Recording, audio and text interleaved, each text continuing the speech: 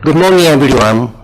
Selamat pagi, magandang umaga, distinguished guests, ladies and gentlemen. Welcome to Bimp-Eaga Virtual Symposium Series, New Business Opportunities and Creating Socio-Economic Landscape in Bimp-Eaga. My name is Yasushi Ishida, today's MC from the ASEAN-Japan Center. It's our great pleasure to organize this symposium with Brunei, Indonesia, Malaysia, Philippines, East ASEAN Growth Area, Bimp-Eaga Secretariat. The ASEAN-Japan Center, AJC, established in 1981, has been promoting trade, investment, tourism, and exchange of people between ASEAN and Japan. With the evolving ASEAN-Japan relations over the years, AJC is expected to play a new role to further enhance ASEAN-Japan relations as equal and complementary partners. Throughout the years, Japan has forged its support and commitment to the revitalization efforts in Bimp-Eaga as part of ASEAN's regional economic integration effort. Japan specifically expressed its intent to cooperate with and assist member countries in developing Bimp-Eaga through the joint promotion of the sub-region's tourism, transportation, and agro-industry sectors, particularly in the area of human resource development, physical infrastructure development, as well as trade and investment promotion. In previous years, the AJC has conducted several Bimp-Eaga tourism promotion projects with follow-up activity in each country. This time, AJC would like to widen its scope and hold a symposium focusing on the strategic pillars of Bimp-Eaga Vision 2025. This symposium wishes to provide both Bimp-Eaga and Japanese stakeholders the opportunity to discuss and better understand the challenges as well as the business opportunities in the region. The symposium also hopes to be able to present possible strategic policy options to enable Bimp-Eaga to cope with challenges of social economic development and therefore benefit from new business opportunities emanating from this development. To open the symposium series, may we call on the Secretary General of the ASEAN-Japan Center, Dr. Kunihiko Hirabayashi, for his welcome remarks. Dr. Hirabayashi, please. Very good morning. Your Excellency Dr. Airlangga Hartanto, Minister of Coordinating Ministry for Economic Affairs of the Republic of Indonesia, represented today by Mr. A.D. Pambudi, Acting Deputy Minister for Economic Cooperation. Your Excellency, Mr. Miyake Shingo, Parliamentary Vice Minister for Foreign Affairs of Japan, distinguished members of the Bimp-Eaga Business Councils and the Chambers of Commerce and Industry, distinguished speakers and participants. おはようございます。Selamat pagi, magandang umaga, good morning to all of you. First of all, I really would like to express my gratitude and high appreciation to Minister Airlangga Hartanto, represented today by Acting Deputy Minister A.D. Pambudi, for his keynote speech at the opening of Bimp-Eaga Virtual Symposium Series. Your Excellency, Mr. Miyake Shingo, thank you very much for honoring us with your presence, and I'm very humbled by and grateful for your guidance and the continuous support to the ASEAN-Japan Center. I also wish to acknowledge the excellent preparatory work for our co-organizers, the Bimp-Eaga Secretariat, and each national secretariat of Bimp-Eaga for helping us make this symposium happen. I thank you. To all distinguished speakers and the participants, it is my great pleasure to welcome you to the Bimp-Eaga Virtual Symposium Series, and thank you for your taking time to participate. As we may all know, the Bimp-Eaga was formed in 1994 to spur development in remote and less developed area in the 4 participating Southeast Asian countries. This area, namely the entire Sultanate of Brunei Darussalam, the province of Kalimantan, Sulawesi, Maluku, West Papua, and Papua in Indonesia, the province of the state of Sabah and Sarawak, and the federal territory of Labuhan in Malaysia, the island of Mindanao, and the province of Palawan in the Philippines. While geographically far from the national capitals, are strategically close to each other. Thus, it makes total sense to develop trade, investment, and tourism in this sub-region as a part of ASEAN's regional economic integration.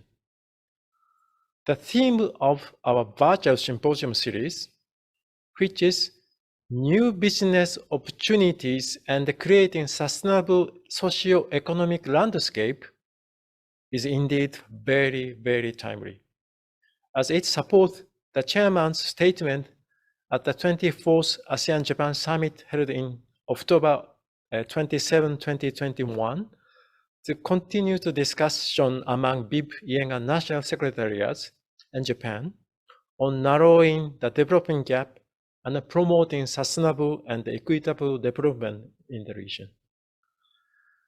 It also supports the leaders' joint statement at the 14th Bimp-Eaga Summit on 28 October 2021 under the chairmanship of the Republic of Indonesia to jointly address the impact of COVID-19 and lay the groundwork for economic recovery. This symposium series would first focus on 4 of 5 strategic pillars of Bimp-Eaga Vision 2025. So today, we will tackle connectivity pillar, and followed by environment pillar on November 25th, the food basket pillar on December 2nd, and finally, the social, cultural, and education pillar on December 9th. A symposium to discuss Bimp-Eaga tourism will also be organized, and the detail will be announced on the ASEAN-Japan Center's website in due course. Based on the perspective of free and open Indo-Pacific and the ASEAN outlook on the Indo-Pacific, which share many relevant fundamental principles, this symposium series aims to give both Bimp-Eaga and the Japanese stakeholders an occasion to discuss and better understand the challenge as well as the business opportunity in the region. This symposium series also hopes to be able to present possible areas of collaboration for Japan and the Bimp-Eaga, and transform the challenges of socio-economic development into new business opportunity. As Japan is one of the Bimp-Eaga's development partners, it is our sincere hope that this series of symposiums would encourage more Japanese business to expand their network in Bimp-Eaga, exploring cooperation in the region's priority sectors with the end in view of contributing to economic recovery, as well as to the achievement of Sustainable Development Goals. As a new Secretary General of the ASEAN-Japan Center, I really look forward to working closely with the people of Bimp-Eaga toward a sustainable, integrated, peaceful, and stable future for the people of both ASEAN and Japan. Together, let us join hands to deliver greater progress, contribution, and prosperity of our people. Wishing you a faithful, fruitful discussion today. ありがとうございます。Terima kasih banyak. Selamat po. Thank you, everyone.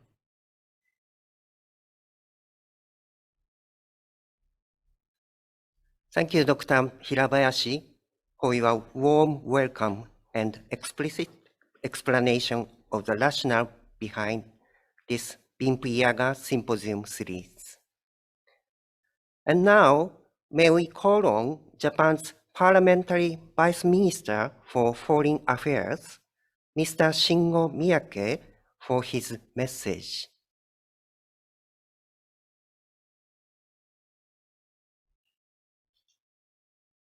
外務大臣政務官の三宅伸吾です。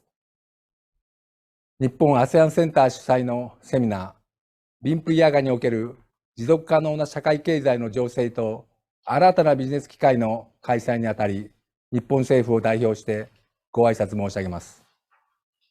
新型コロナという困難な時期に本セミナーが開催され、ビンプイアガに対する関心を喚起し、投資を呼び込む契機となることを大変喜ばしく思います。ビンプイアガは1994年の創設以来、その対象地域の経済成長に大きく貢献してきました。現在はビジョン2025のもと、特に連結性、環境、教育等の分野において地域の発展を加速させています。新型コロナ前には、この地域全体で約 7% の経済成長を遂げています。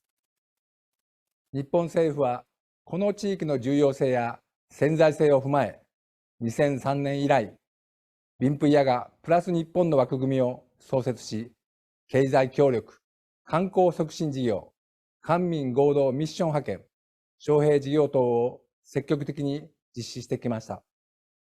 また、自由で開かれたインド太平洋の実現に向け、スールー会、セレベス会などの周縁地域を含め、地域の経済的繁栄や平和と安定の確保に向けた具体的協力を推進しています。引き続き、ビンプイアガ加盟国や同調整事務所との連携を一層強化していく考えです。本セミナーは本日から4日間にわたって実施されます。ご出席いただいた企業関係者の皆様におかれましては、森林、鉱物、漁業試験等の豊富なビンプイアガへの投資について前向きにご検討いただければ幸いです。最後になりましたが、本セミナー開催にご尽力された平林事務総長をはじめとする日本 ASEAN センターほか関係者の皆様に感謝申し上げ、私の挨拶といたします。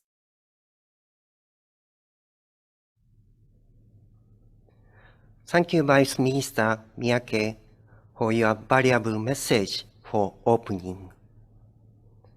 At this point, we are honored to have Indonesia's acting minister for the economic cooperation, Mr. Edi Bambudi, to represent Dr. Erlangga Hartarto, Indonesia's minister for the coordinating Ministry for Economic Affairs, for the keynote address. Mr. Edi Bambudi, the screen is yours. Thank you.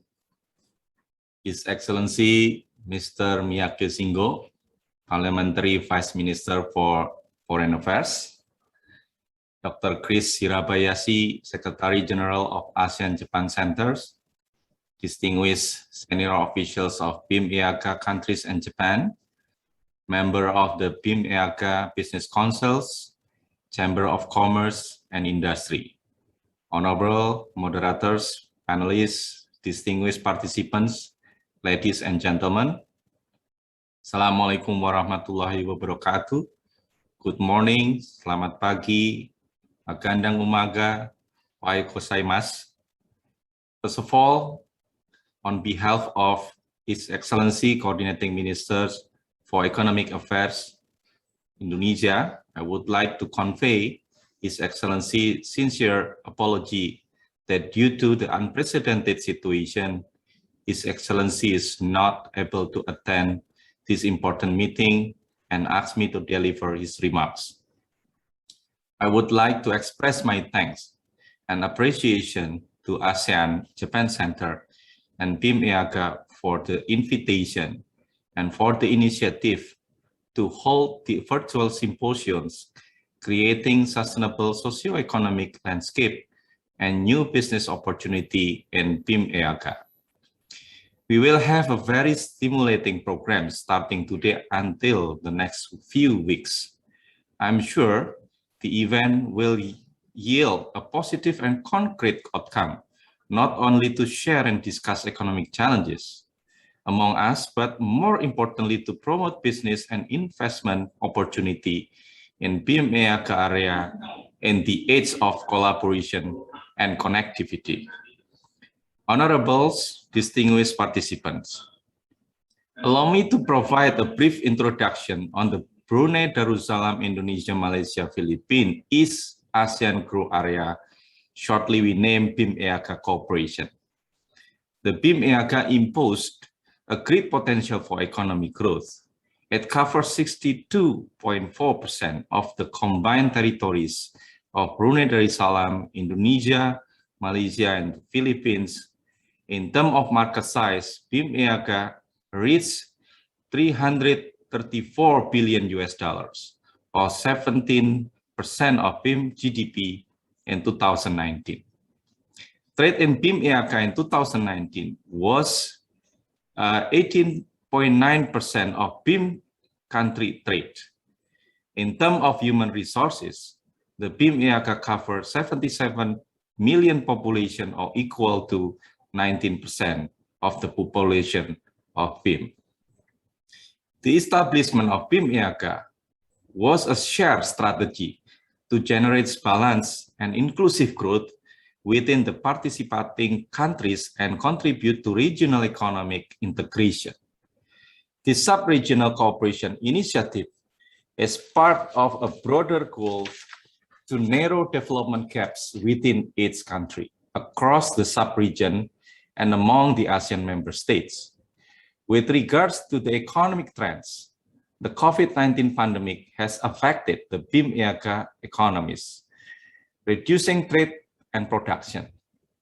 Tourism is hardest hit with significant drops in arrival and receipts. Nonetheless, investments still show positive sign by increasing more than 30%. This is showcase that despite the pandemic, Bimp-Eaga remain attractive areas for investment.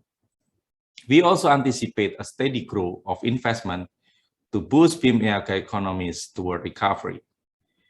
To this end, I once again underline the important role of this event for us toward reaching this target.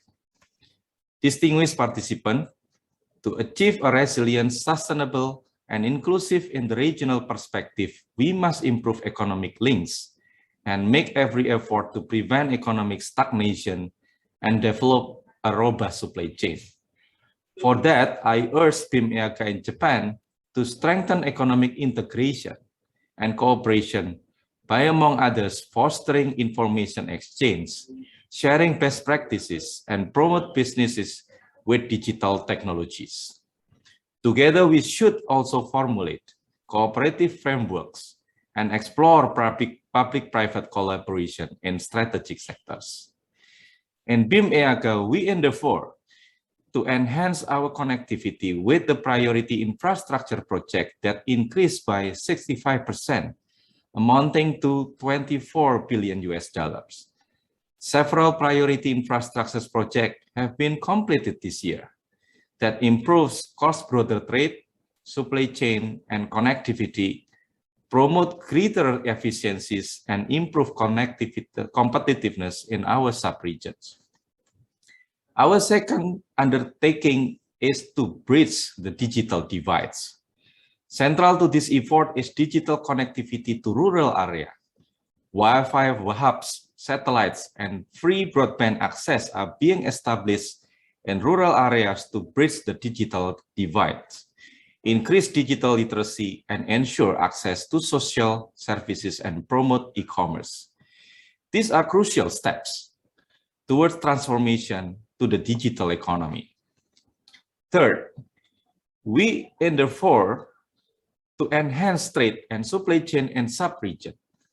We are working to strengthen health security in our border via the One Borneo Quarantine initiative to enhance protection from pests and disease. Our cooperation allows cross-border trade to thrive amidst the pandemic to ensure the supply of goods and maintain livelihoods. We also leveraging on area-based cooperation. Business mission, networking, and matching session were conducted among local governments and the private sector to promote trade and investment. Fourth, we are pursuing Bimp-Eaga as ASEAN food baskets. This is a concrete steps toward achieving food security in the region, which are being done with sub-regional value chains development in 5 priority commodities: shrimps, coconuts, cattle, seaweeds, and rice, as well as to develop halal products and organic markets. Fifth, concerning the global trend discussion of climate, we are also accelerating energy transition and strengthening energy resilience in the sub-region. We welcome the cooperation in green technology and innovation. This includes renewable and energy intensity target enhancement, as well as potential business model assessment and supporting power regional integration. Under bilateral cooperation, Indonesia and Japan has developed a joint credit mechanism for carbon pricing, mainly in renewable energy, which is very successful and has produced the largest number of GCM projects in the world. This initiative can be imitated and enhanced to Bimp-Eaga sub-regional cooperation. There are also a huge potential for business and investment opportunities in tourism sectors. For that, we are committed to develop and foster community-based ecotourism. We are working together alongside local governments and communities to develop and promote tour packages and priority community-based ecotourism, or CBET. From 46 priority Bimp-Eaga CBETs, several were awarded the prestigious ASEAN Community-Based Tourism. Distinguished participants, ladies and gentlemen, from Indonesia's perspective, we view that Bimp-Eaga is a part of our efforts to boost regional development, especially in Eastern region. A strong cooperation will yield a higher opportunity to grow.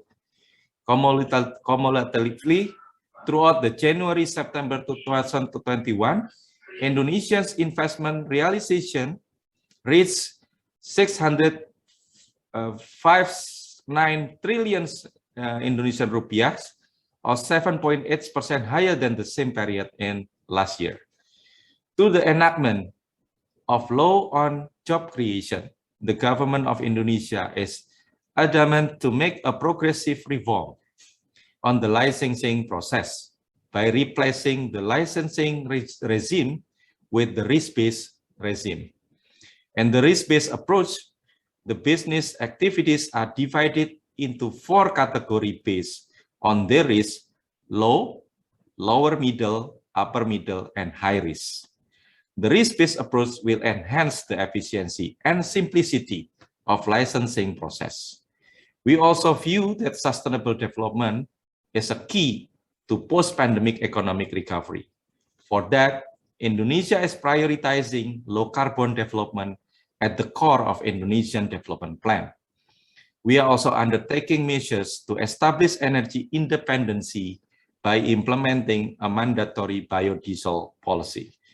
The biodiesel program, which utilizes palm oil, is also our approach to promote greater renewable energy contribution and environmentally friendly economic development.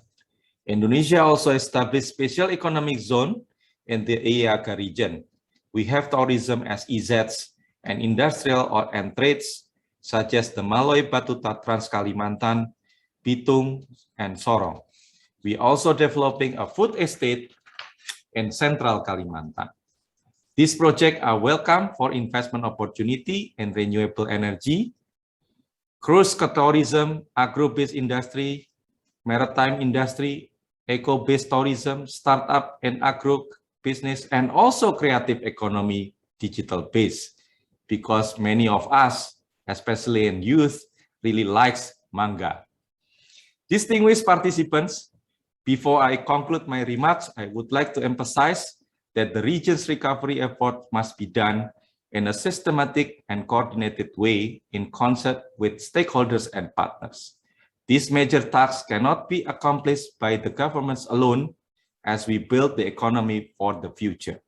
For that, we will continue to coordinate with all stakeholders, especially the private sector, to ensure the revival of the Bimp-Eaga economy from the pandemic. We welcome an open opportunity for cooperation with Japan. I'm confident that this collaboration will progress further and have positive impact for both parties. Together, will make us stronger. Thank you, terima kasih, arigatou gozaimasu, stay healthy and stay safe. Wassalamualaikum warahmatullahi wabarakatuh. Thank you.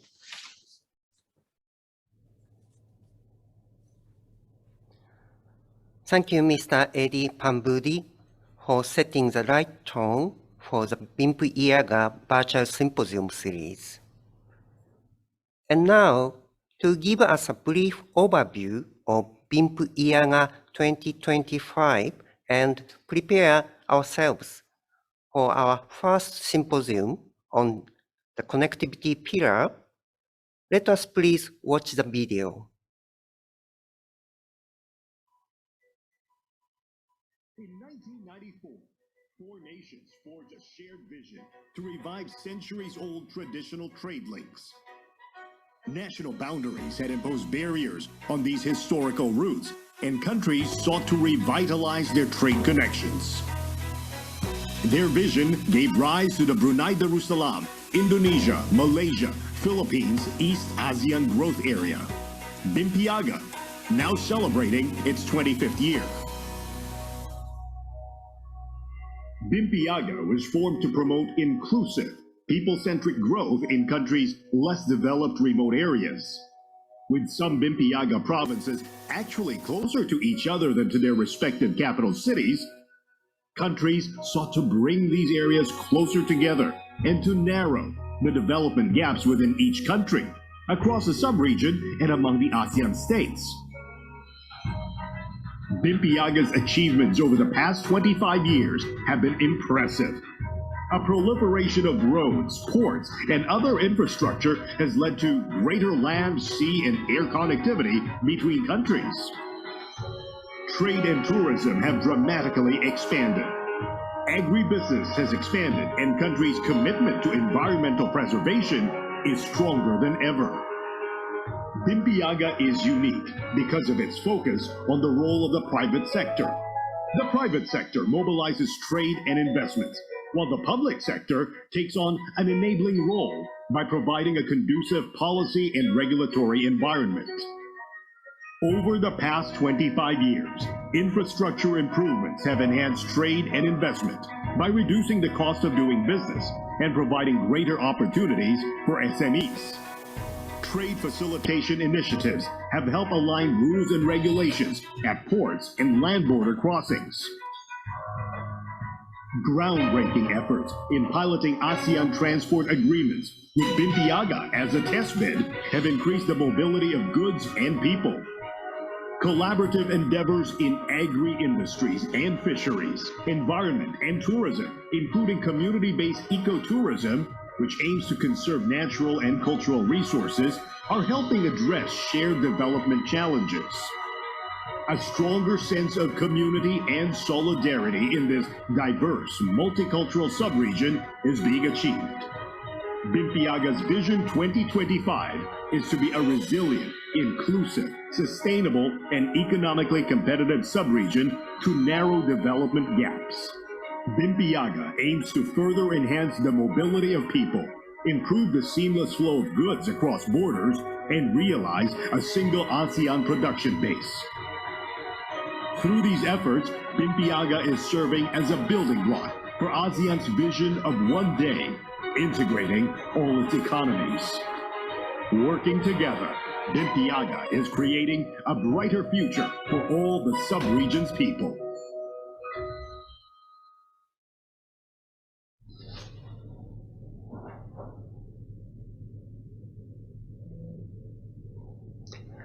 Thank you for watching the video of Bimp-Eaga 2025. Ladies and gentlemen, this is the end of opening program. Now, let us move to the first session, Connectivity Pillar. Once again, thank you for joining Bimp-Eaga Virtual Symposium Series, New Business Opportunities and Creating Socio-Economic Landscape in Bimp-Eaga. I'm Yasushi Ishida, the session MC and moderator from ASEAN-Japan Center. I would appreciate your cooperation to keep this symposium going well. The connectivity pillar is composed of 4 clusters, namely transport, information, and communication technology, power and energy infrastructure, and trade and investment facilitation. Let me introduce Bimp-Eaga representatives from each cluster. From transport, His Excellency Datu Bakrad Bangik, Permanent Secretary of the Ministry of Malaysia and Chairperson of the Bimp-Eaga Transport Cluster. From Information and Communication Technology, Ms. Norfarhana Zaino Shoko, Principal Assistant Secretary, International Division, Ministry of Communications and Multimedia, Malaysia. From Power and Energy Infrastructure, Mr. Senda Harmuzan Kanam, Deputy Director for Electricity Corporation, Directorate of Electricity Program Development, Directorate General of Electricity, Ministry of Energy and Mineral Resources, Indonesia. And from Trade and Investment Facilitation, Mr. Romeo Castanaga, Provincial Director, Department of Trade and Industry, Davao del Norte, Philippines. Chairperson, Bimp-Eaga Small and Medium Enterprise Development Working Group. Before we start the presentation from each cluster representative, may we take a screen photo opportunity? Distinguished speakers, please turn on your videos for a photo session.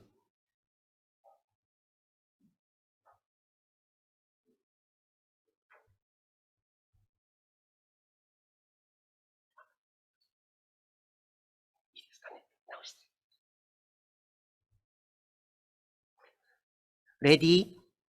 1, 2, 3. Another one, please. 1, 2, 3.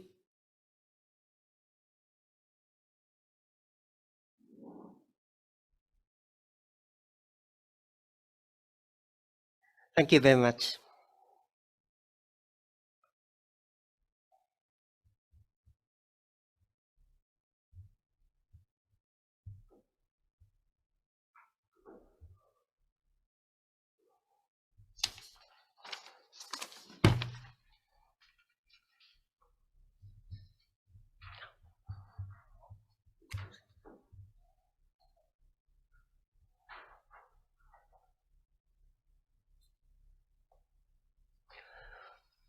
Thank you. So we'll now hear from Bimp-Eaga representative on the recent developments, challenges, and opportunities in their respective cluster. Each representative has 20 minutes for the presentation, and question and answer session are prepared at the open forum. First, may we call on His Excellency Datu Bakrad Bangik, Permanent Secretary of the Ministry of Transport of Malaysia and Chairperson of the Bimp-Eaga Transport Cluster, for his presentation. His Excellency Datu Bakrad Bangik, the screen is yours. Why is still there? Thank you, Mr. Moderators.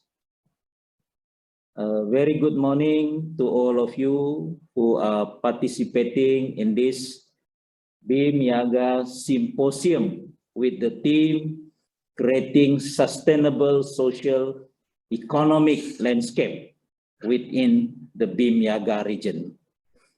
Foremost, a big thank you to the Bimp-Eaga and the ASEAN-Japan Center for giving me the opportunity to share my thought in this symposium. Indeed, I'm very delighted to be one of the speakers for this symposium.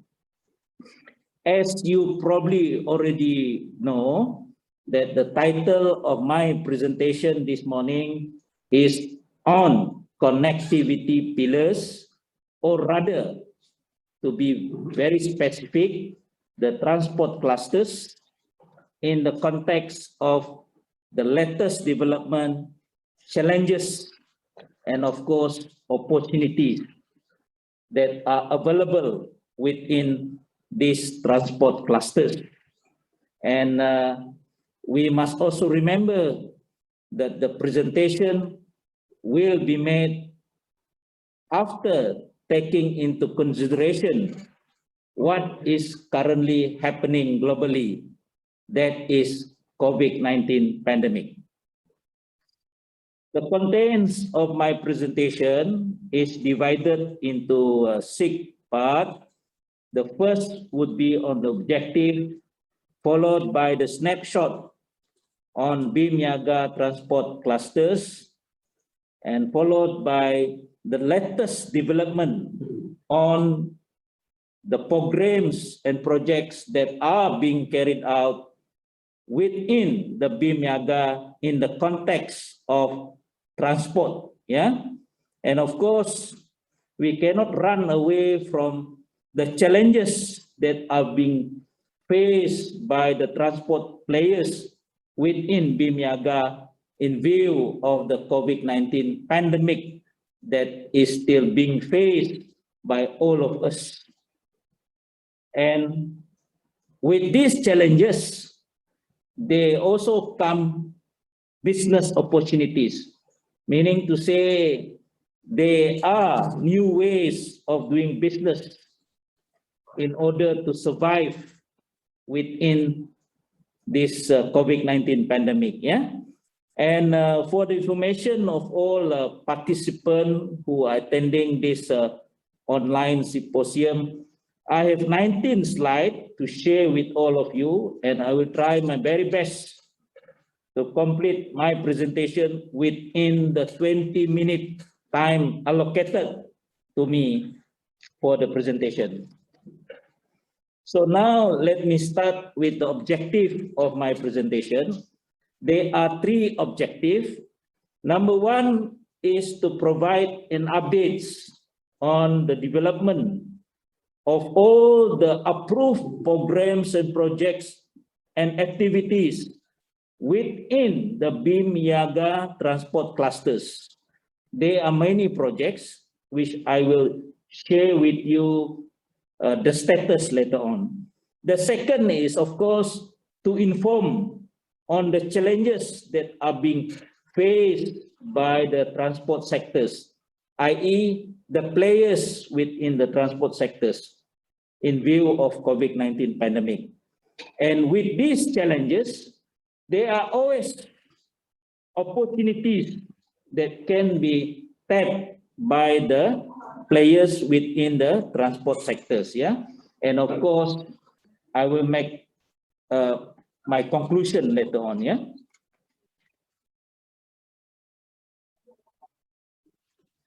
Next, I will proceed with the background of the Bimp-Eaga clusters, which is on the institutional structure, yeah? If you look at the slide, as mentioned rightly by the moderator earlier on, transport cluster is one of the 4 components within the connectivity pillars. If you look at the slide, marked in red is the transport clusters. And under these transport clusters, there are 3 working groups. And these working groups are chaired by representatives from different countries. And before I proceed, I want to thank the chairman of the working groups under the transport clusters for helping me in making sure that the programs and projects are implemented as planned. Although we know that things are not been going on smoothly, probably some are behind schedule, not because of they do not want to do, but it is because of the constraint due to COVID-19 pandemic, yeah? And the rest, I think, is quite clear. I've just focused my presentation on the transport clusters. Okay, next. The second important element under the background on Bimp-Eaga is we must understand the Bimp-Eaga Vision 2025 for the transport clusters. Okay, there are 4 strategies for transport clusters under this transport cluster. The first one is we want to increase the multimodal connectivity within the Bimp-Eaga region, and we want to improve transport facilitation. We must help to facilitate transportation within the Bimp-Eaga. And number 3 is we must improve the transport infrastructure within the Bimp-Eaga. And the third and the fourth one is how can transport sector work together with other sectors? Because as you know, transportation is one of the key enablers that drive the growth and development of the economic sector. For example, how transportation can facilitate the growth of the tourism sectors or the growth within the agriculture sectors, yeah? So the key items under transportation clusters such as airport, road, port, ferry services, and air services are very critical for us to move people, to move goods within the Bimp-Eaga region, yeah? So what are the expected output of this Bimp-Eaga vision? We want to make sure that there is an increased movement of goods and people within the region. They can move from one place to another place, either by air, by land, or by sea. Meaning to say, if you want to go from Sarawak, Malaysia to Brunei, Indonesia, and Philippines, they are already available, the multimodal transportation system. You can go by air, you can go by land, you can go by sea. Depends on where destination you want to go. And ultimately, with the completion of this infrastructure, we will see the ultimate outcome of this Vision 2025 Bimp-Eaga, meaning to say, these regions are well connected by all modes of transportation network. So we can go and visit any places within this region as and when we want. Okay, but of course, in view of COVID-19 pandemic, we are subject to very stringent SOP imposed by the respective countries. Yeah. So now, let us move on to the development status of strategic programs and projects under the transportation or transport clusters. Okay, there are 3 working groups, as I've mentioned earlier, under transport clusters: air linkages, land transport, and sea linkages. And if we are to consolidate this under one transport clusters, we have 10 strategic priority, 19 sector priority non-infrastructure, and 51 priority infrastructure projects that will be implemented or are being implemented started from 2017 until 2025. That is the target completion date. Yeah. So now let us see into detail the strategic priority, sector priority, and priority infrastructure project by each of the working group. Next. So under the air linkages working group, there are 4 strategic priority, 5 sector priority projects, and 19 priority infrastructure projects. So what are the strategic priority? We want to increase, first is to increase the multimodal transport connectivity. Yeah. So what are, for example, what are the sector priority project, non-physical projects? For example, we want to improve the air connectivity between the various destinations within the Bimp-Eaga region. For example, we want to have flight connectivity from Kuching, Sarawak to Pontianak, Kalimantan, Indonesia. Yeah. And then the second one is how can we improve trade facilitation?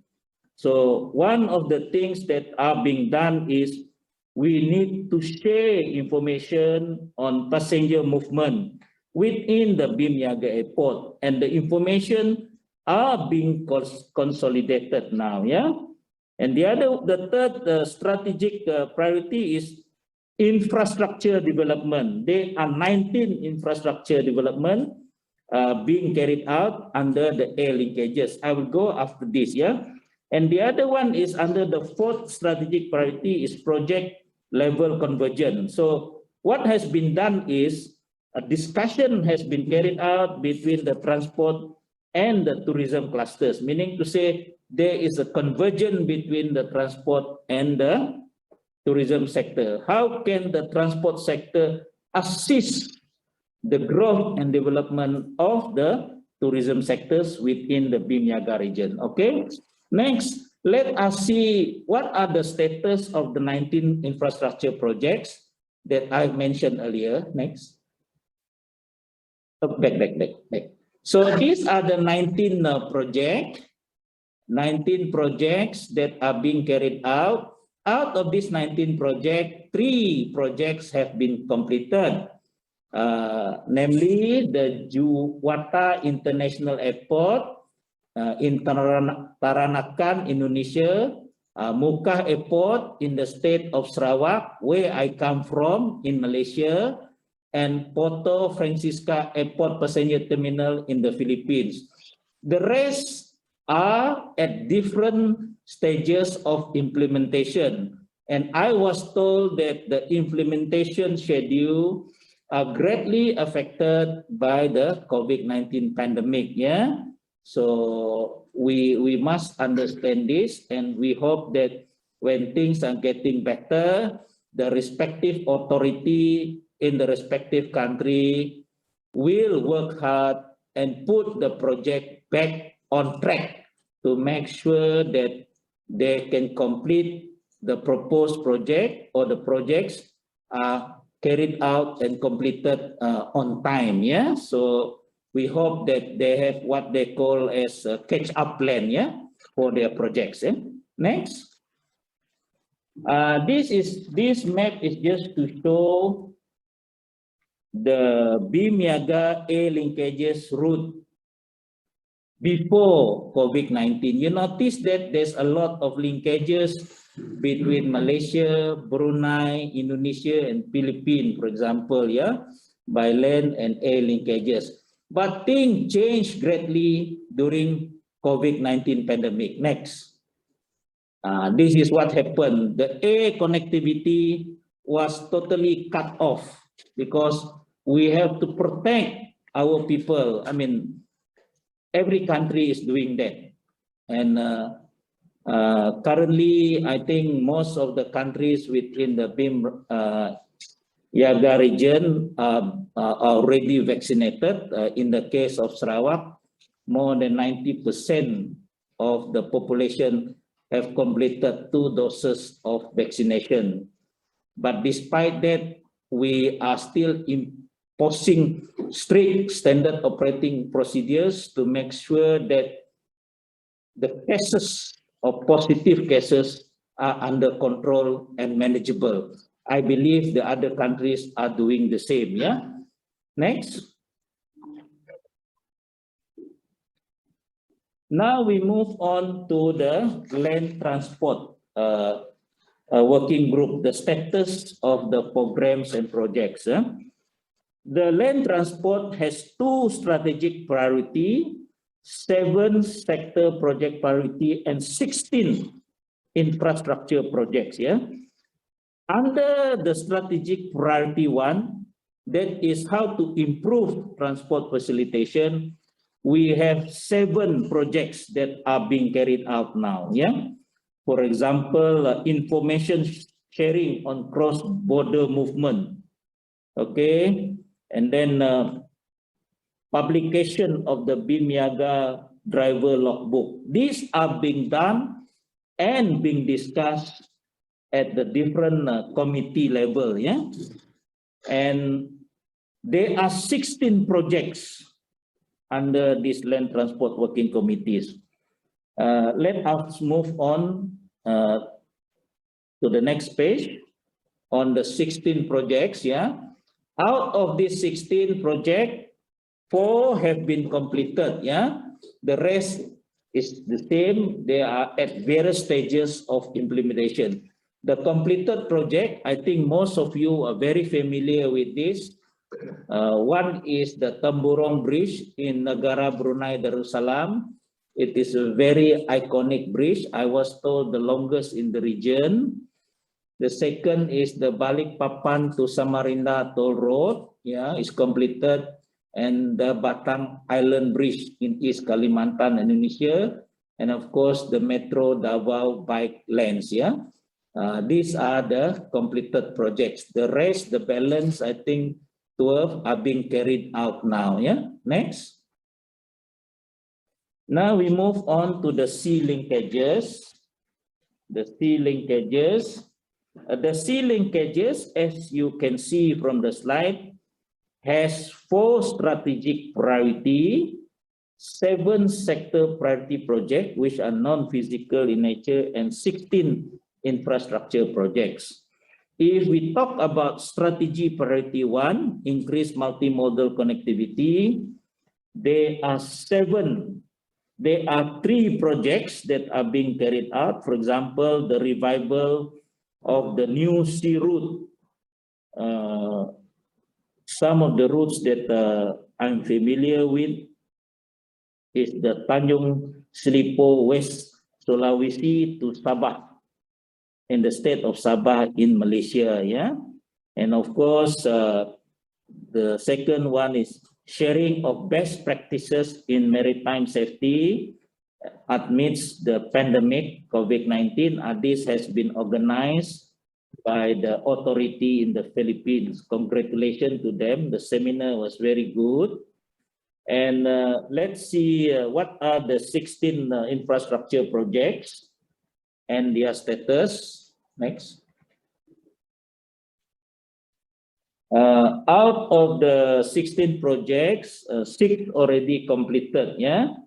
And what are the completed projects? Number 1 is the Manado-Bitung link, Manado Port Extension, and then Bitung International Port Expansion, LNG ISO tanks export facility. This is in the state of Sarawak in Bintulu, and of course the dredging of Tawau Port in Sabah in Malaysia, and of course the Porto Francisca Port and Polak Freeport and Ecozone in the Philippines. Yeah, so these are the 6 completed projects. We hope that more and more of the project under the air linkages, land linkages, and sea linkages can be completed within the time span that has been agreed under the Bimp-Eaga Vision 2025, meaning to say starting 2017 until 2025, that is the deadline. We try our best. I mean, all the agencies within the Bimp-Eaga countries are working very hard to make sure that this project can be completed on time so that it can facilitate not just the movement of people, but of course the movement of goods, both the input and the output, the products, you know, for export from this region to the outside market. And I must say that this region has a lot of potential, not just the market itself, but the natural resources, the people, yeah, that can be leveraged to drive the economic growth within this region. Next. Now we move on to the items on the challenges faced by the transport sectors within the Bimp-Eaga under this COVID-19 pandemic. If you look at the slide, both the total passenger traffic and cargo volume have greatly reduced due to COVID-19 pandemic. Yeah? This is shown by the graph. It is badly affected. Yeah, you notice, especially during the first half of the 2021.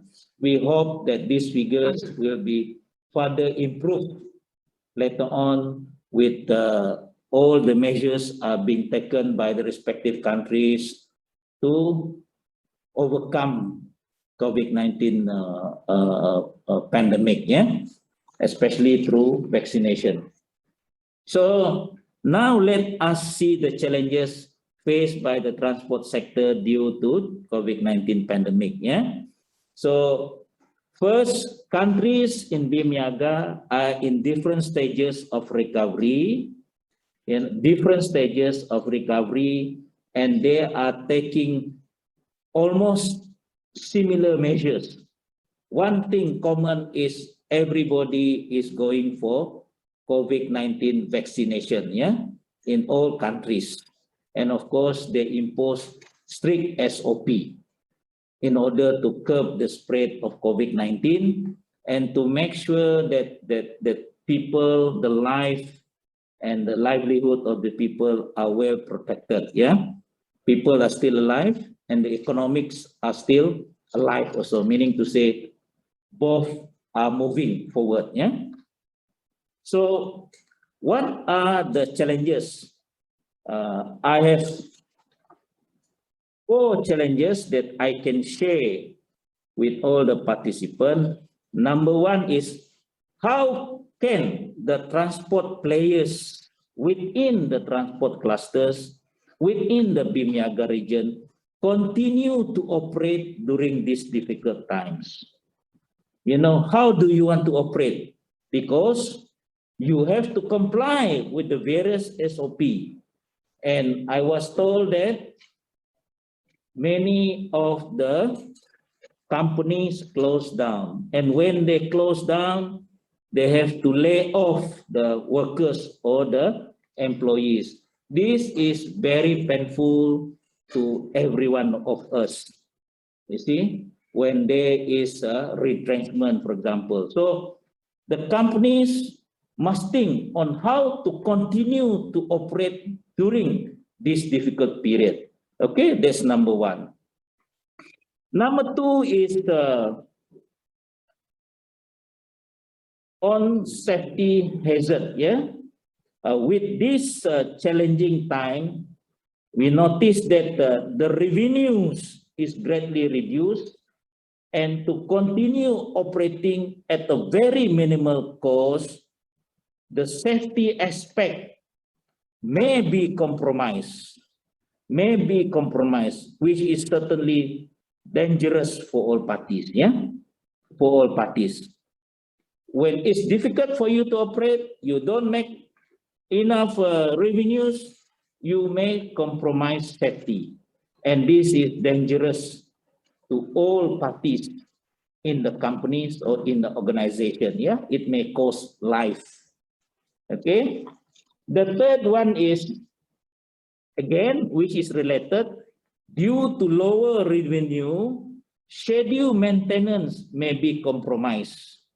You know, maybe some of the companies, some of the organization may resort by using low quality spare part, which may lead to frequent operation breakdown, consequently affects the operation, and these again are dangerous to the workers. Yeah, so these are interrelated.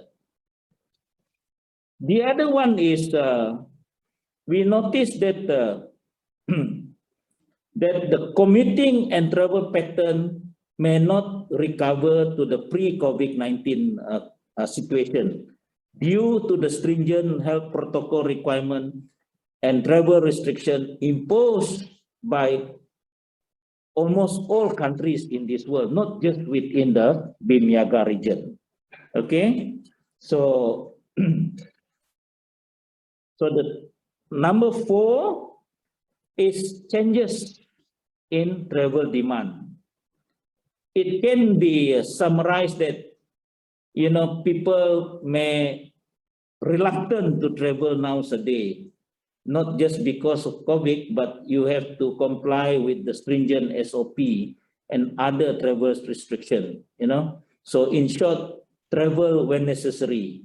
If not, no need to travel. That may be the thinking of the you know, the passengers, the people who used to travel before. Yeah. Okay. And with these challenges comes opportunity, business opportunity for the players within the transport clusters. Yeah. Because COVID-19 forces us to change the way we deal the customer.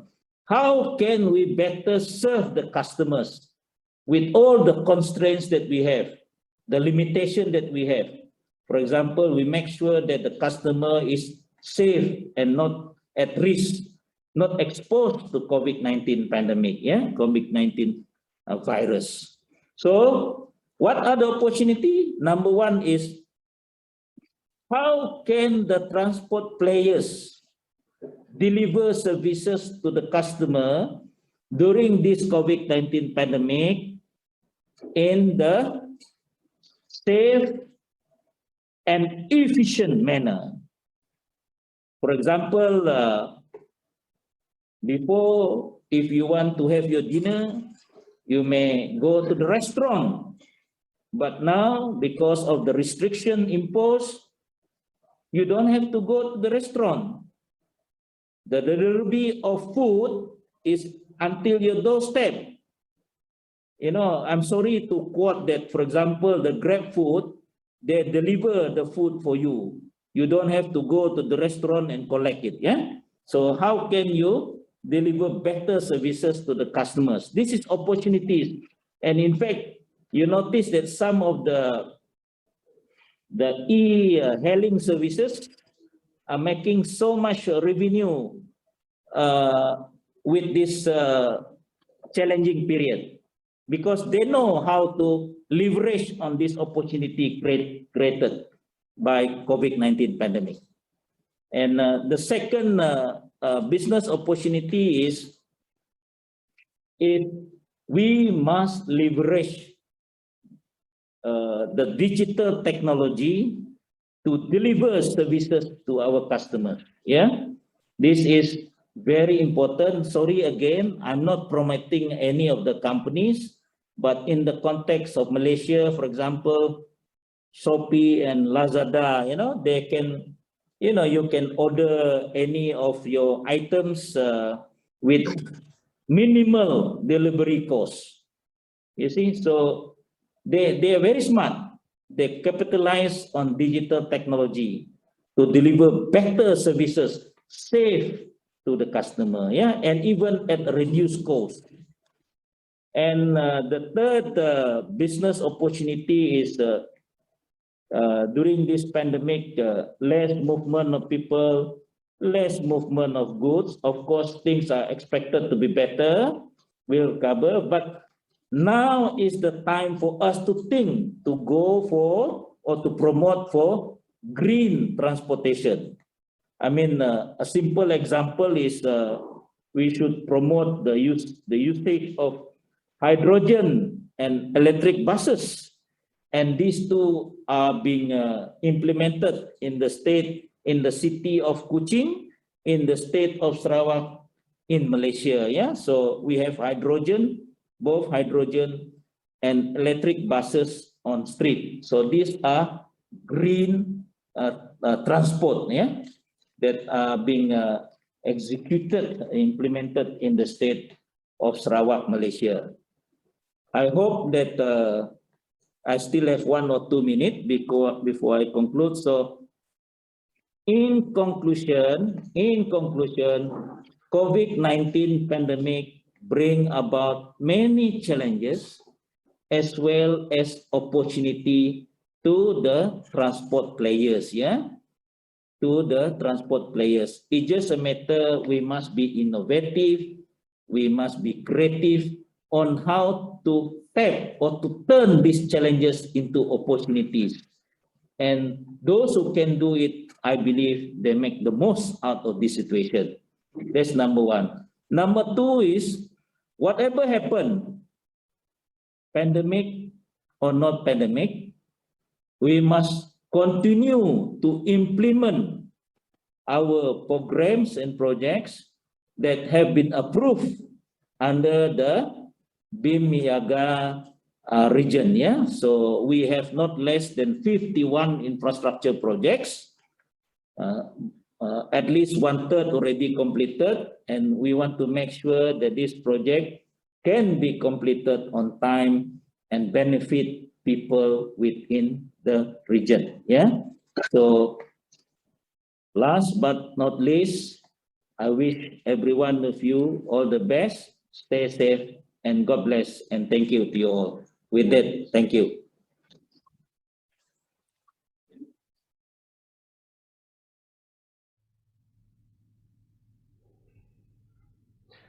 Thank you, His Excellency Datu Bakrat Bagik, for your clear presentation on the transport cluster. Now, we move to Information and Communication Technology cluster with a presentation from Ms. Norharhana Zaino Soko, Principal Assistant Secretary, International Division of the Ministry of Communication and Multimedia of Malaysia. Ms. Norharhana, kindly proceed with your presentation. Thank you, Mr. Ishida. Can I request the organizer to put up my slide, please? Thank you.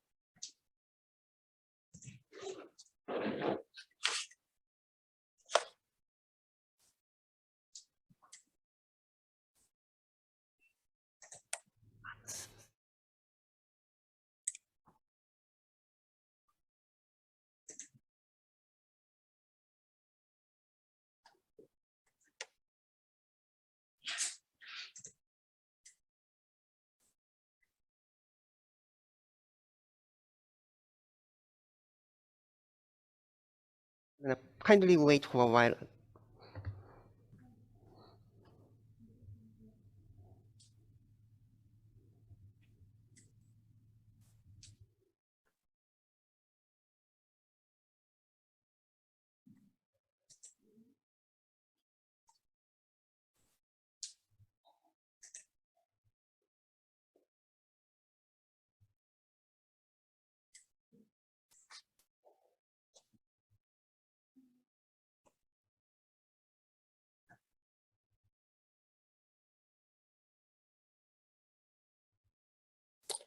Okay.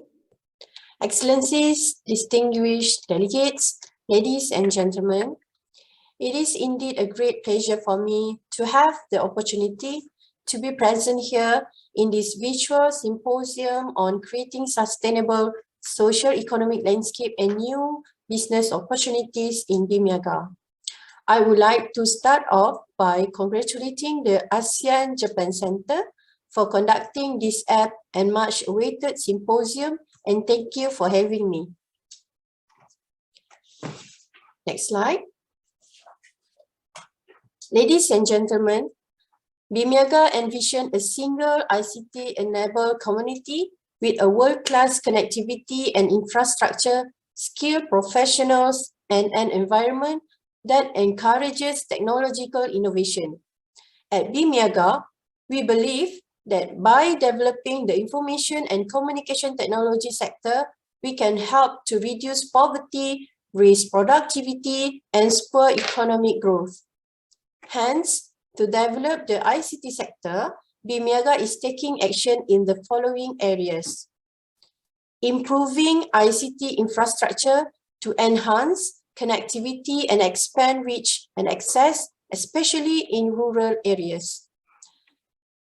Promoting e-commerce. Bimp-Eaga wants to develop an e-commerce cooperation framework by building reliable and affordable ICT infrastructure and services, logistic and trade facilitation, e-commerce, education and awareness, capacity building, policy support, advocacy, and coordination and information sharing, among others.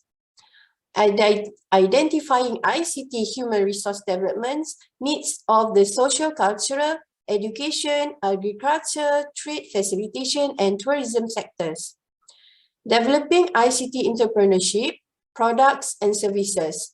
Bimp-Eaga will continue to set up business incubation schemes to support technopreneurs, startups, and small and medium-sized enterprises. Next slide, please. For project. Ladies and gentlemen, the COVID-19 pandemic saw many people working and studying from the vicinity of their homes. Thus, digital inclusion is of paramount importance. To address the digital divide, focus should be directed to infrastructure connectivity, efficient internet traffic, and affordable broadband access for all. In line with this, the ICT cluster has developed and come up with several projects to accelerate the ICT sector in all member countries. Number one, we have Connectivity Initiative.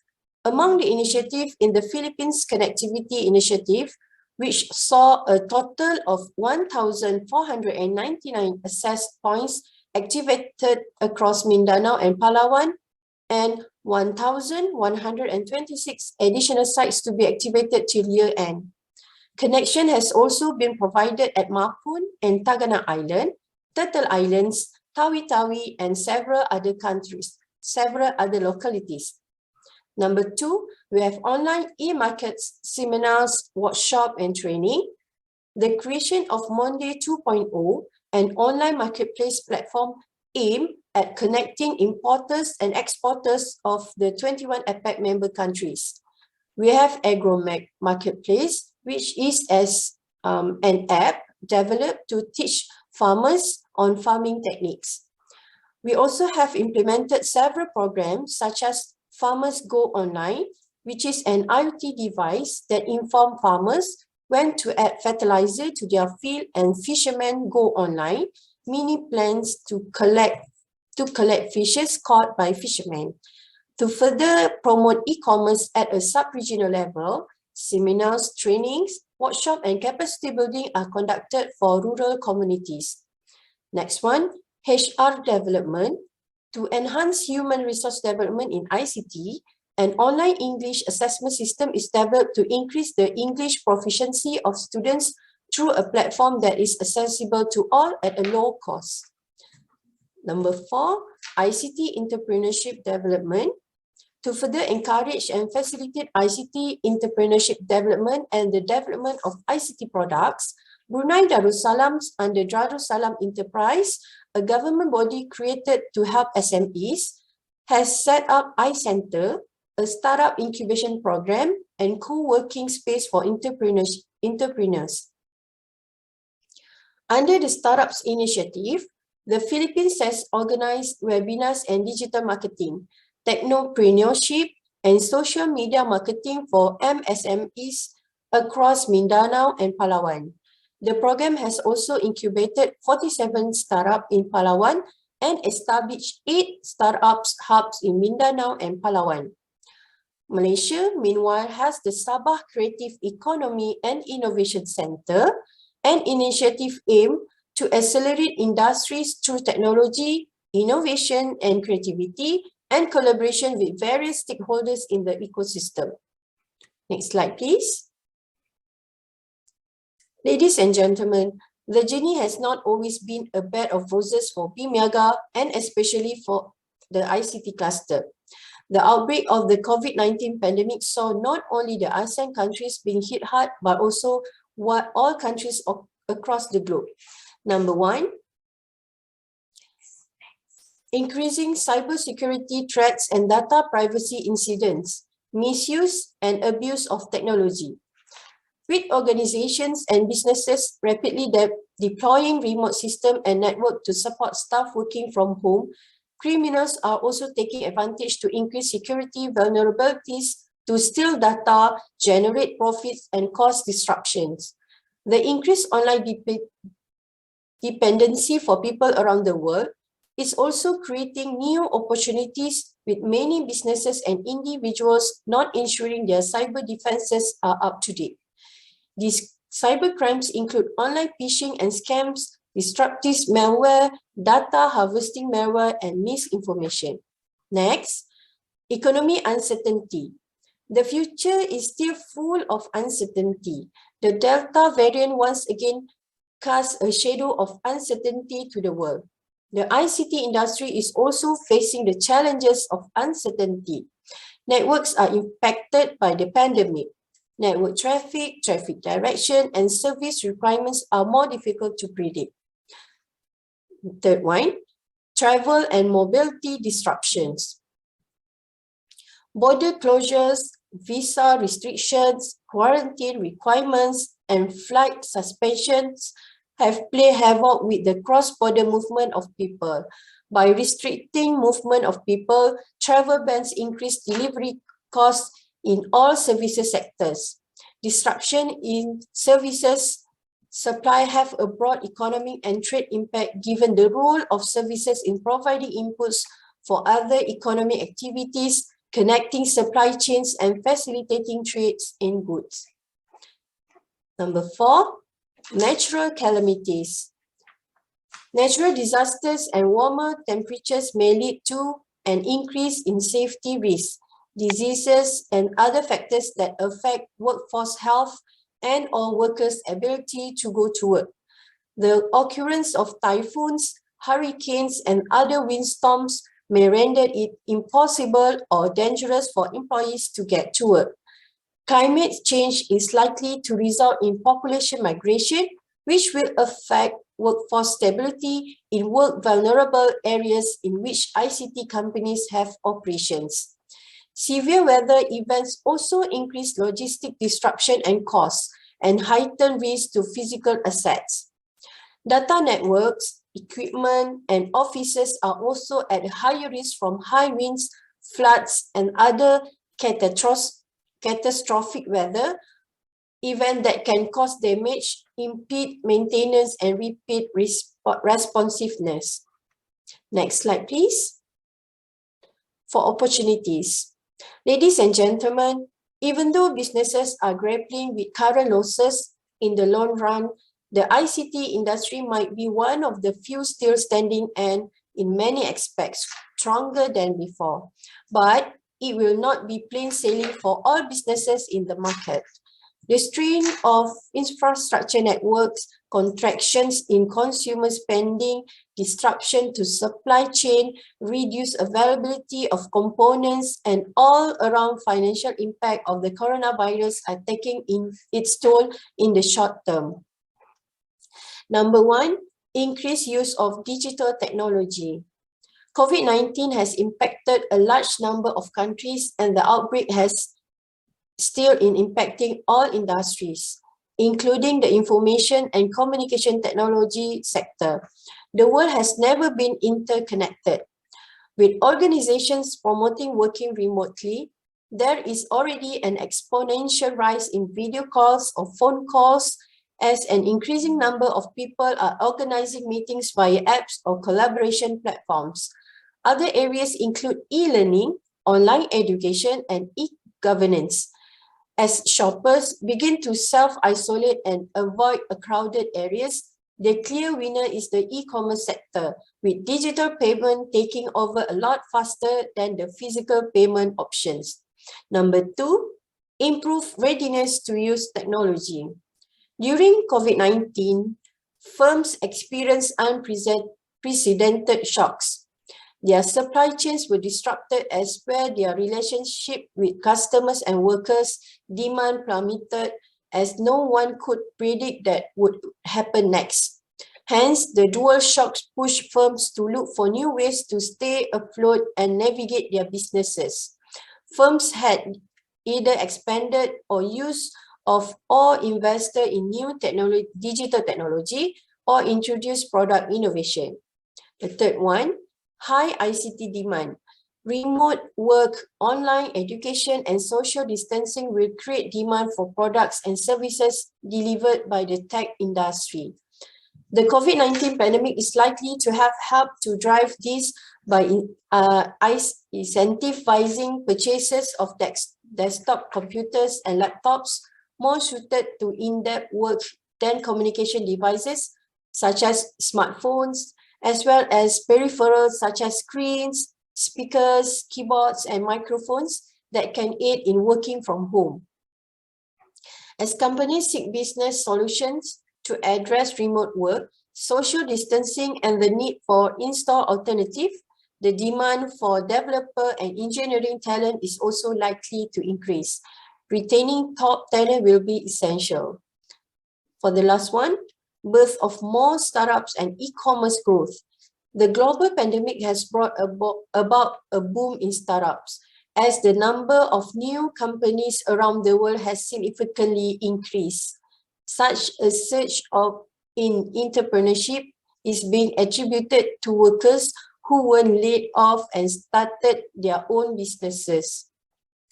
Startups are trying to respond to changing consumer demand by opting for logistic, delivery, and IT industries. New opportunities have also opened up for many entrepreneurs. Shutdowns in the worst hit sector have made room for new businesses that can now offer new products at better prices to customers. Those businesses that did not have online store had to rethink their business model.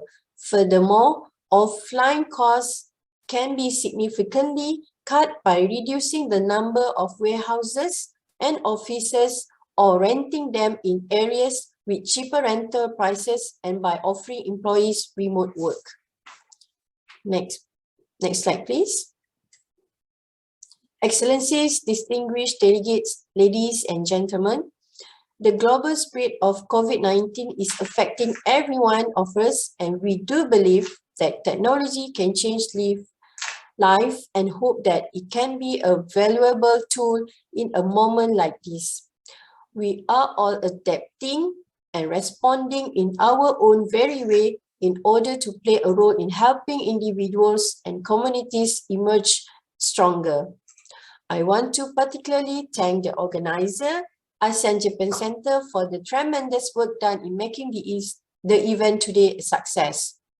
Yes, the pandemic is indeed a tragedy, but it is up to us all to seize the opportunities this challenging time has created to build up upon the lesson learned and put us back on the right track.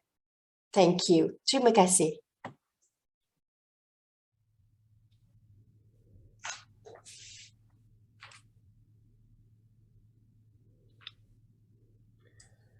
Thank you, Ms. Norhana, for your informative presentation. The next cluster is power and energy infrastructure, which will be presented by Mr. Ridwan Budi, Coordinator of Regional and Multinational Corporation, Electricity Directorate, Ministry of Energy and Mineral Resources of Indonesia. Mr. Budi, screen is yours. Okay, thank you. Good morning, Excellency Ishida-san and ASEAN-Japan Center official, Excellency Bimp-Eaga Cluster Representative, Excellency Bimp-Eaga Business Council, Excellency participants, ladies and gentlemen. First of all, allow me to inform you that I'm representing Pak Senda as he suddenly requested to accompany Mr. Director General to have an offline meeting on behalf of Bimp-Eaga Power and Energy Infrastructure Cluster. Indonesia would like to present the development challenges and opportunities on power and energy infrastructures. Especially in Indonesia, relevant to the Bimp-Eaga coverage. Okay, sorry, has my share screen? Oh, cannot see. Sorry, wait. Let me.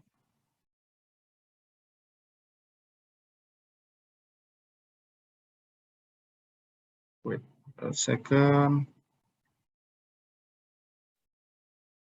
I've seen the screen, but all right. Okay.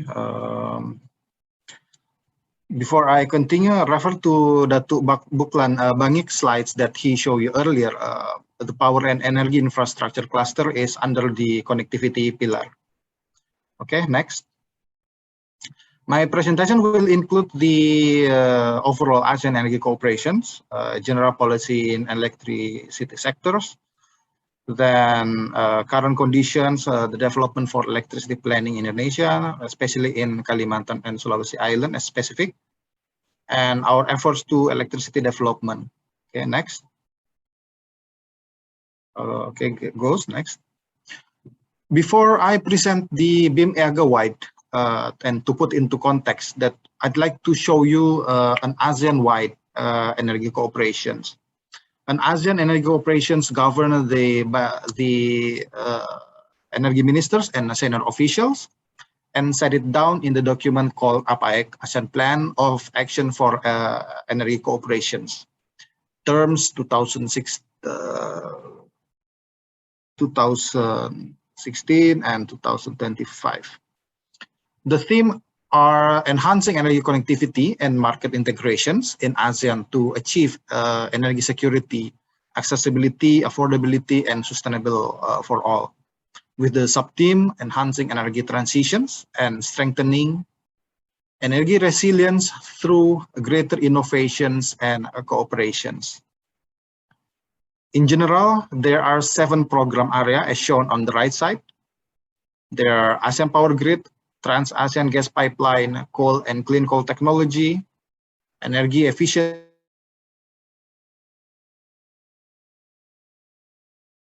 and Conservation, also civil and nuclear energy. There are 2 out of 7 program area contain specific target, namely energy efficiency and conservation.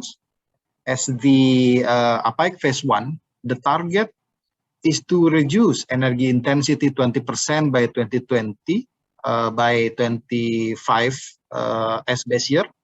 And this target has achieved earlier in 2018. Then ASEAN realized and then enhanced the target to 32% by 2025. The second program area who has the target are the renewable energy. Ict phase 1, the target is to enhance the renewable energy 23% by 2025. But today, as ASEAN had just in dozens, so we are lagging sometimes. ASEAN then in phase 2 realized and kept committing to achieve it. Plus, we have additional target that energy mix in installed capacity by 35% in 2025. While in the ASEAN Power Grid, ASEAN tries to enhance bilateral and multilateral power trade. This is what I'm going to talk further in the next slide. Okay, next. This slide shows you that an ASEAN power grid consists of 3 regional, North, South, and East. In overall, as per August 2021, as reported to the ASEAN Energy Ministers, there are 7.7 gigawatt power generations and trading across ASEAN, and there's possibility to enhance to 20 gigawatt to the futures. The East area is relevant to the Bimp-Eaga region, Brunei Darussalam, Indonesia, Malaysia, in Sabah and Sarawak, and also Philippines. On the right side, you can see the list of ASEAN Power Grid projects. The blue project is the existing project, and the black color is under consolidations, and the red one is a priority project. After this, I will show you the ASEAN Center for Energy Study on the 3rd ASEAN Interconnection Master Plan Study, or we call it AIMS. Next. All right. This slide shows you an interconnection opportunities among ASEAN, and specific to the Bimp-Eaga region, I give you a highlight, the red and the yellow one. The yellow highlight is the running interconnections between Indonesia and Malaysia, in Sarawak to be precise, while the red highlight is the possible interconnections between Malaysia Peninsular to Malaysia in Sarawak, then between Philippines and Malaysia in Sabah, among Sarawak, Sabah, and Brunei, it may start in 2025, as well as between Malaysia and Sabah and Indonesia in North Kalimantan. All right, next. An ASEAN in pursuit to renewable energy utilization has identified the potential in the Bimp-Eaga region, which is all BIM countries mainly has biomass, hydropower, and solar. This must be unveiled. This must be unveiled to exploit its potential. All right, next.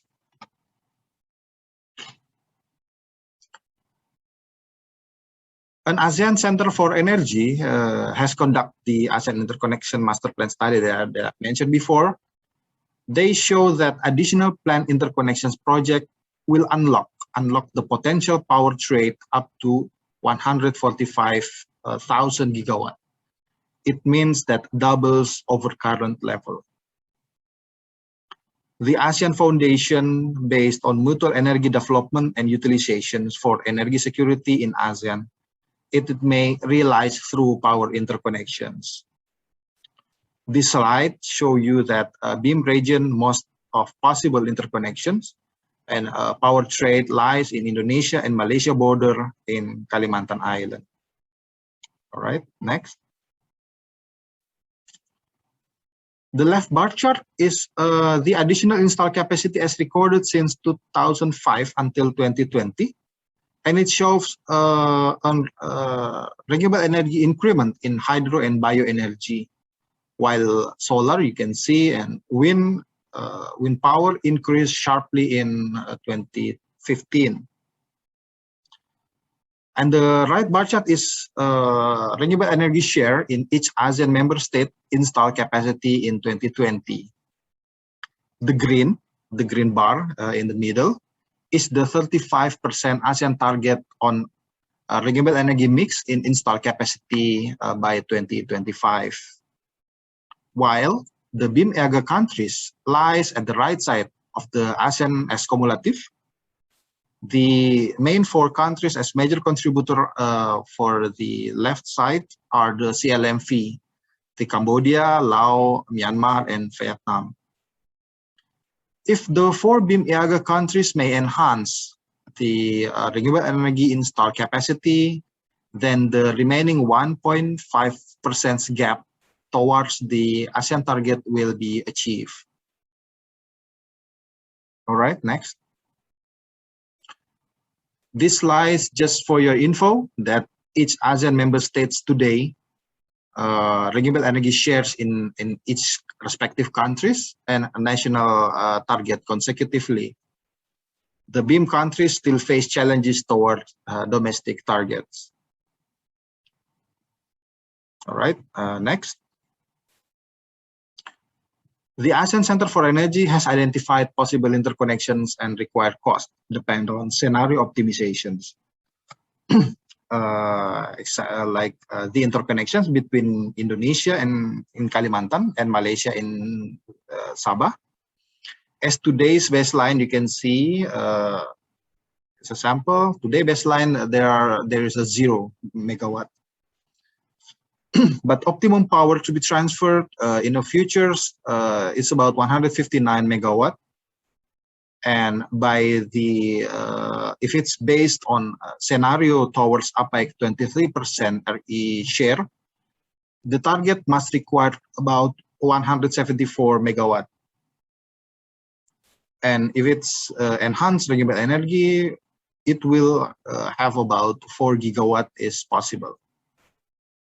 However, the regional cooperation through numbers of outcome-based strategies such as research and development, best practices, knowledge sharing, capacity building can lowering fossil fuel energy demand and encourage renewable energy development in power and end-use sector.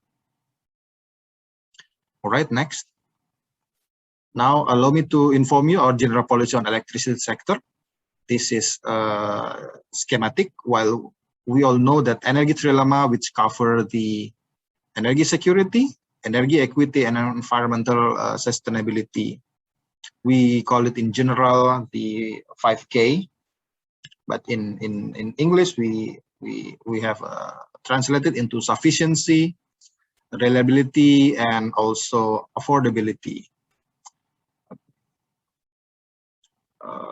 Last but not least, equality is also a must to ensure that people will have access to electricity throughout Indonesia archipelago. Okay, next. Okay, next. This is a slight preview of our current electricity conditions. As of July 2021, as a national whole countries, power generation is about 733 gigawatt, which consists of 47% of coal, then followed by 28% gas, while various renewable energy are about 18% something. In terms of energy mix, our energy system built majority by coal, about 65.3%, and 17.8% of gas, and diesel, including biofuel, about near to 4%, while remaining 13% were various renewable energy, including hydro, geothermal, wind, and solar PV. The transmission line and substation has spanned around 63,000 kilometer circuit and following substation respectively throughout the country. Nationally, the electricity consumption per capita about 1,000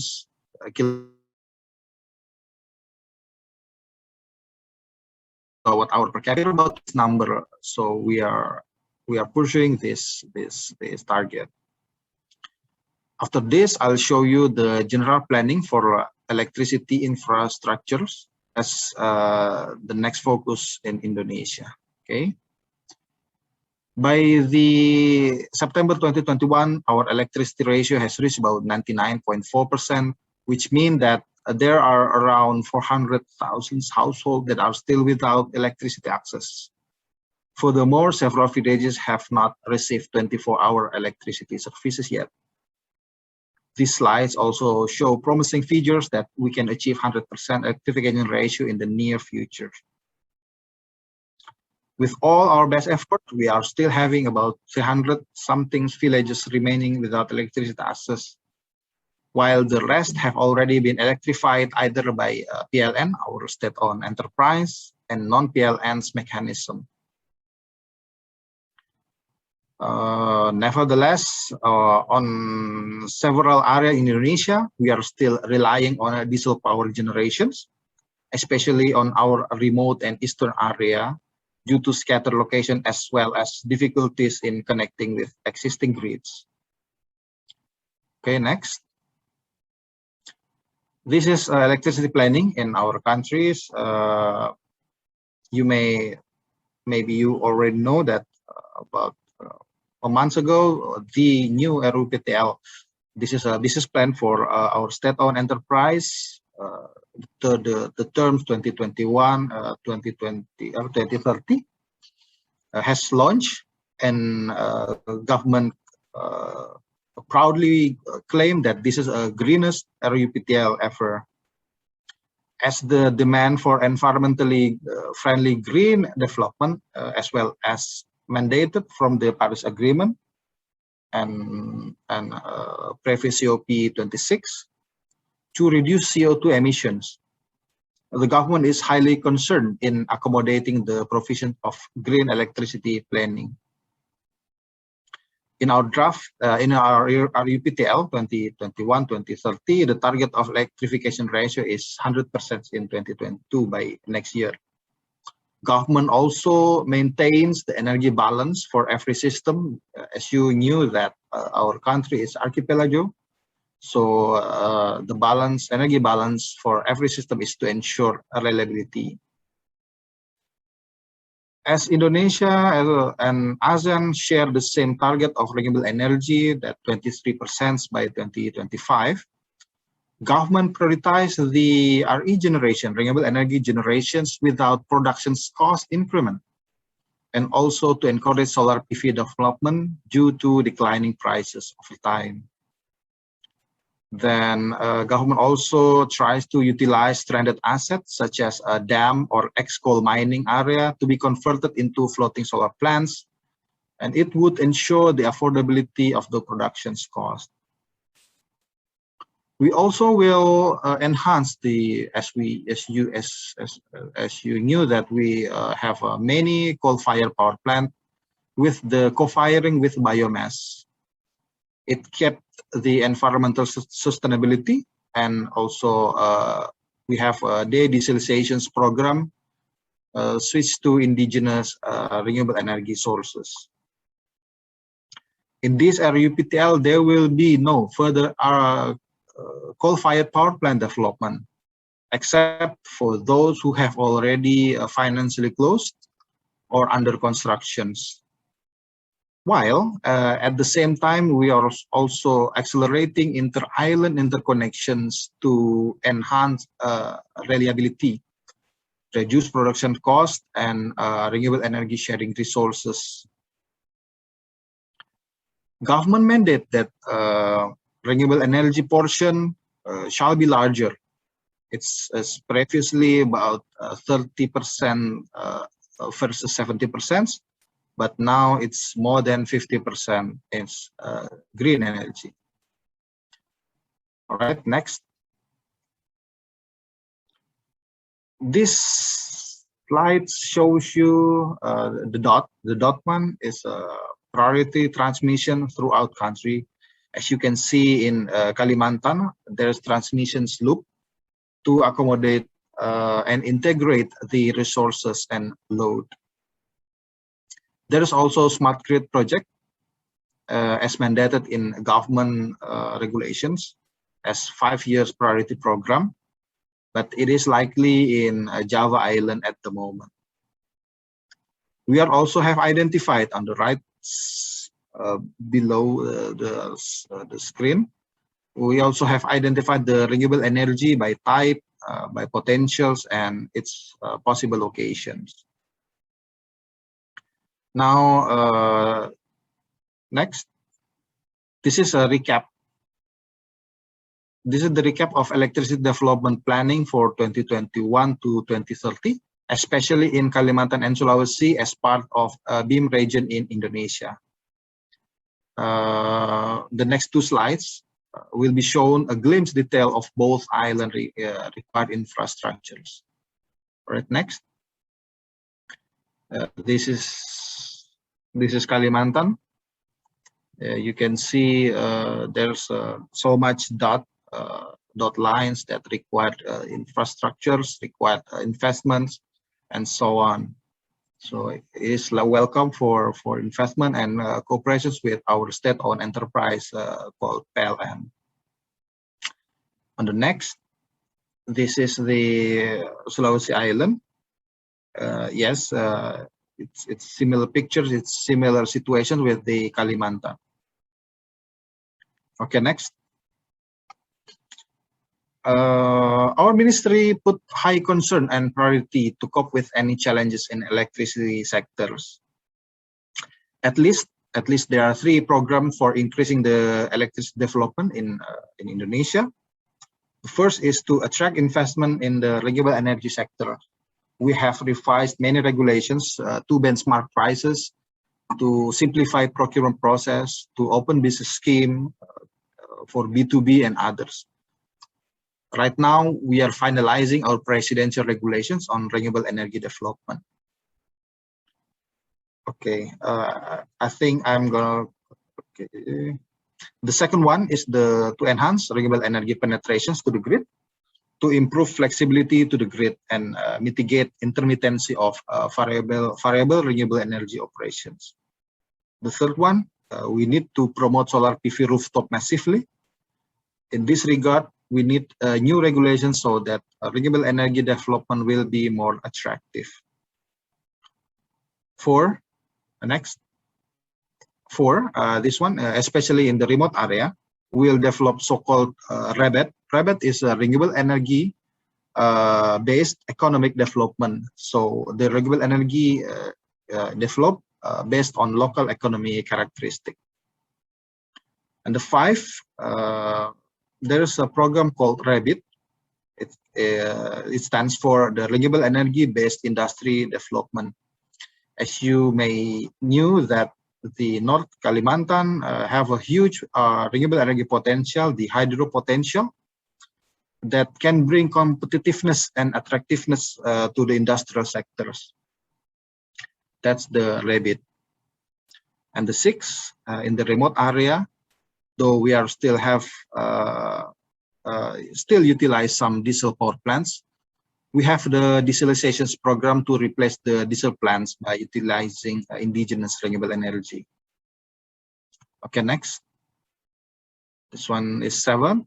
In order to enhance the flexibility grid to accommodate higher share of renewable or participants in electricity development, either PLN, our state-owned enterprise, and also IPP, independent power producer, should follow the new grid code. And the last one, the development of smart grid with the new and modern technology, we can enhance the reliability and decrease the losses in grid.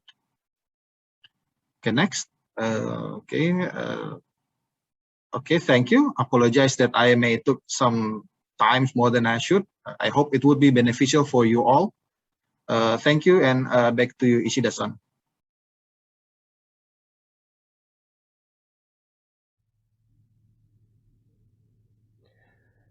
Thank you very much, Mr. Ridwan Budi, for your enlightening presentation. And last but not the least, the last cluster of the connectivity pillar, the trade and investment facilitation cluster, will be presented by Mr. Romeo Castanaga, Provincial Director of the Development of Trade and Industry of Davao del Norte, Philippines. He is also the chairperson of the Bimp-Eaga Small and Medium Enterprise Development Working Group. Mr. Castanaga, please proceed.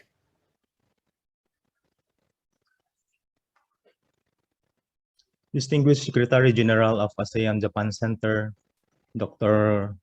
Kunihiko Hirabayashi, His Excellency Shinko Miyaki, His Excellency Dr. Arlianga R. Tartos, Bimp-Eaga senior officials and delegates, ASEAN-Japan Center and Foreign Ministry officials and Japanese business delegates, Bimp-Eaga Business Council, Chamber of Commerce and the private sector, Ohayo gozaimasu. A pleasant morning to all of you. On behalf of our chairperson of the Bimp-Eaga Trade and Investment Facilitation Cluster, Regional Director Maria Belenda Ambi, please allow me to present the recent developments, challenges, and opportunities of the Trade and Investment Facilitation Cluster.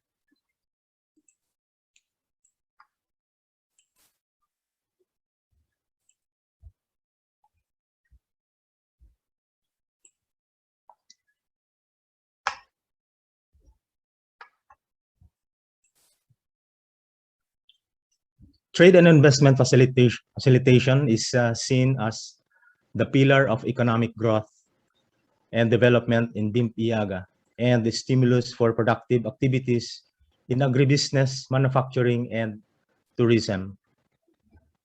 Trade facilitation is particularly crucial to reduce trade transaction costs and support to SMEs in cross-border trade. To start, let us briefly revisit the direction and contribution of Trade and Investment Cluster to the attainment of Bimp-Eaga Vision 2025, as also earlier presented by the other panelists. The TAF sector strategy seeks to address challenges in the issues of developing trade and investment, and consequently our goals, which we aim to attain are, number one, sustainable competitive cost cross-border trade within the sub-region and the rest of the world. Number two, conducive investment environment within the sub-region. Supporting these goals are sectoral outputs such as, number one, streamlined rules and regulations and procedures to facilitate cross-border trading. Number two, integrated SMEs in the sub-regional supply and value chains. Number three, improve joint trade and investment promotional activities.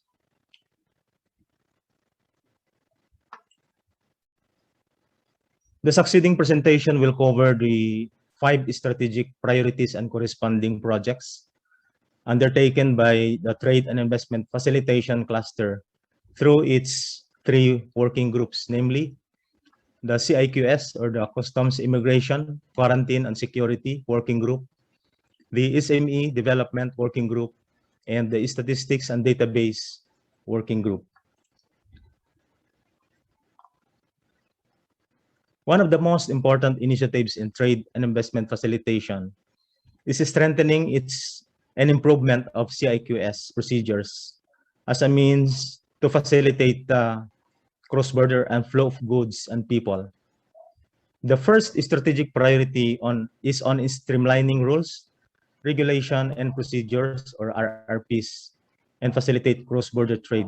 Some projects are as follows: the conduct of time release study to determine the turnaround time and clearance time in Bimp-Eaga gateway ports and border crossing.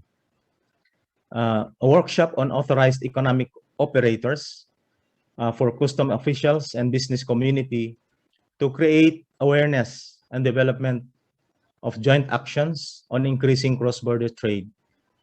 And Bimp-Eaga training on drug trafficking and contraband goods and enforcement for customs officers. Other related projects is the information sharing on port-to-port data, protection of Borneo Island from quarantine pests towards one quarantine initiative, a target that is to have a letter of intent and being finalized within the year. And finally, the proposed Bimp-Eaga pandemic plan, which aims to provide an overall framework for planning and mitigation of future pandemic plan, not only for human, but also for animals, plants, and fisheries. In trade and investment facilitation, currently we have listed 9 CIQS facilities and economic zones as part of our priority infrastructure projects, which has been mentioned by our guest speaker earlier on. This is amounting to $1.5 billion US dollars. And the One Borneo Quarantine Initiative was mooted to strengthen cooperation in monitoring and inspection of our quarantine system in the Borneo Island. The second strategic priority is on promotion of investment opportunities in the supply and value chains along the priority economic corridors. This approach is a holistic way of looking at certain spatial area based in the strength and opportunities. Based on the ADB study, the opportunities identified were mapped out in Bimp-Eaga corridors, namely the West Borneo Economic Corridor, the Greater Sulu-Sulawesi Economic Corridor, and the East Borneo Economic Corridor, to include food, agribusiness, and logistics. But for the purpose of a more focused spatial area development, the SME Working Group and the Trade and Investment Facilitation Cluster also nurture 2 economic corridors, namely the Palawan, Sabah, Labuan, Brunei Economic Corridor, and the Mindanao, Sulawesi Economic Corridor. And preparing for this, especially for the revival of the sea and air transport connectivity in these areas, in the convergence and coordination with the transport cluster. These areas are identified in terms of proximity and complementarity of products and services, as well as infrastructure, and which has been linked by air and sea even before COVID-19 pandemic. So we are preparing for the opening and revival of these economic corridors through online business forum and business matching and other related webinars.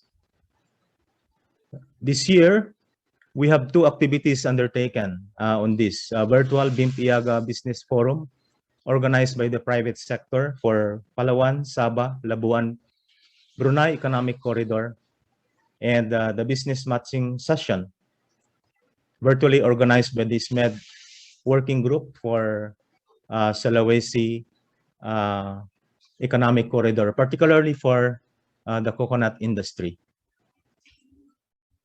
The third strategic priority intends to increase the participation of SMEs in corridor supply value chain through the capacity building of the SMEs in the areas of technology, upgrading, market support, and other value chain-based business development services.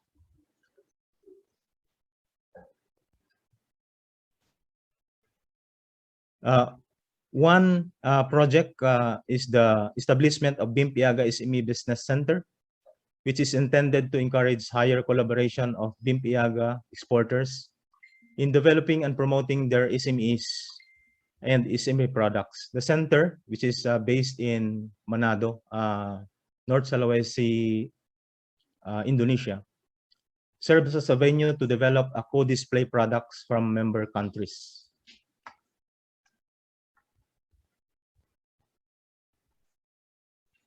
The fourth strategic priority is the improved joint public and private trade and investment promotion initiative, which intends to hold at least 2 trade and investment promotion activities annually, to include those organized by the Bimp-Eaga Business Council, in-country expositions, and those programmed by the different clusters and working groups. We have also held joint Bimp-Eaga and IMT-GT, or the Indonesia, Malaysia, Thailand Growth Triangle, joint trade and business conferences, which is mounted once in every 2 years. Brunei Darussalam will host the last segment of this 5-country participation, and hosting hopefully next year. And Bimp-Eaga would like to invite Japanese participation. The Trade and Investment Promotion Seminar are also organized with our development partners, particularly China, Japan, Australia, and Korea, within the time frame of the Bimp-Eaga Business Vision 2025. In 2017, we have Bimp-Eaga joined the 14th China ASEAN Business International Summit back-to-back seminar on strengthening Bimp-Eaga and China trade and investment cooperation. In 2019, we also plan to have Bimp-Eaga Japan trade and investment promotion, but it was postponed and later cuts up further with the pandemic. We hope that this will be revived as the economy is fully open and travel restrictions will be lifted. I have a slide on this for more details. Promotion with other countries such as Korea, Australia, and other major cities are also planned within the time frame of Bimp-Eaga Vision 2025. There are some of the pictures that we have in 2019. 2019, we have the most number of trade and investment activities and business promotion, gaining the momentum of the connectivity that we have set for the last years in Bimp-Eaga. So this is the planned proposal, just to stress on this. Bimp-Eaga Trade and Investment Seminar and Business Matching, which we have already included in our deliverables. For businesses with interest on both parties, Bimp-Eaga and Japan, which was originally planned in 2019, but now proposed to be pursued as soon as it is feasible. We thank ASEAN-Japan Center for this organized webinar series this year to initially appreciate the potentials and the business opportunities that can be pursued concretely.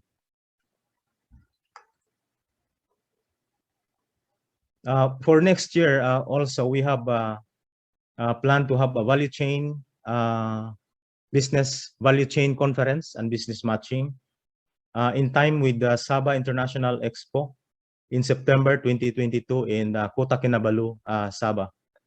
The business conference will focus on the priority industries of the sub-region and opportunities for the SMEs to increase their participation in the sub-regional value chain. And again, this will be another opportunity for us in Bimp-Eaga and Japan to have face-to-face follow-through business activity next year.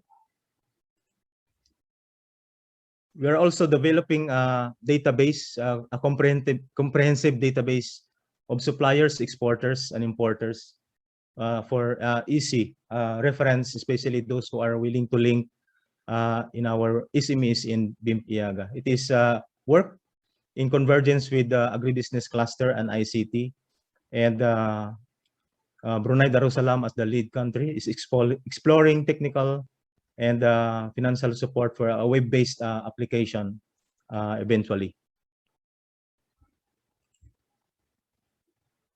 Some more projects that the TIF is doing is riding on ASEAN-wide projects like the Go Digital ASEAN and its implementation within the sub-region, as well as the ASEAN Startup Festival this December. The intention is to capacitate our MSMEs in the sub-region through provision of digital trainings and other capacity building to enhance their competitiveness in online and e-commerce. Lastly, Strategic Priority 5 provides an effective tool for monitoring, evaluation, and analysis of the performance of the sub-regional cooperation through the development of core indicator system for Bimp-Eaga by the Statistics and Database Working Group. So far, the hub is produced a brochure on Bimp-Eaga Statistical Information Brief 2020. The brochure is made sure that it is user-friendly, especially for ordinary persons and users.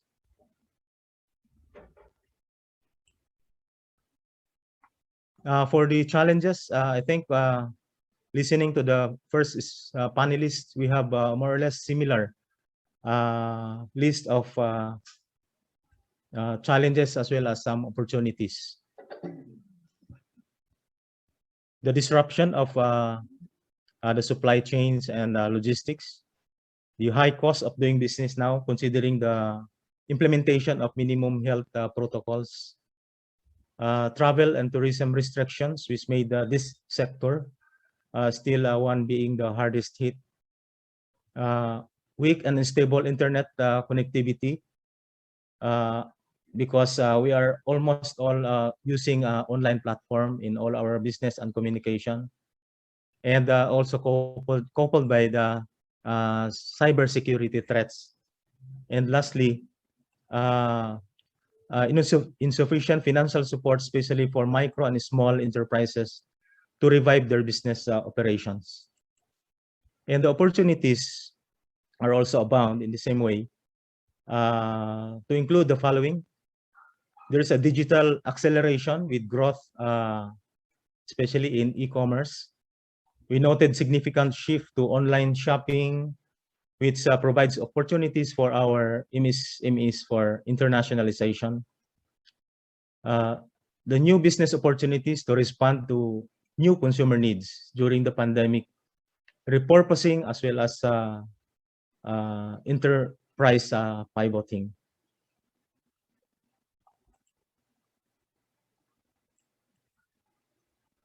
Maximizing the Bimp-Eaga's adequate natural resources and geographic proximity.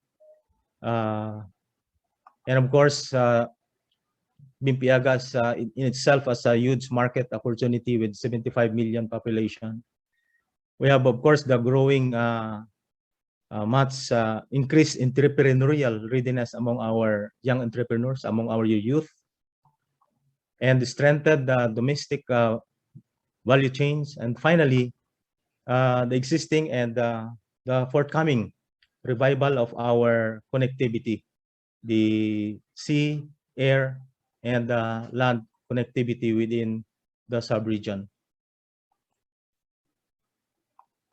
Thank you very much, ASEAN-Japan Center, for this opportunity to present. Minamasa dumo, arigatou gozaimasu, terima kasih, mabuhay.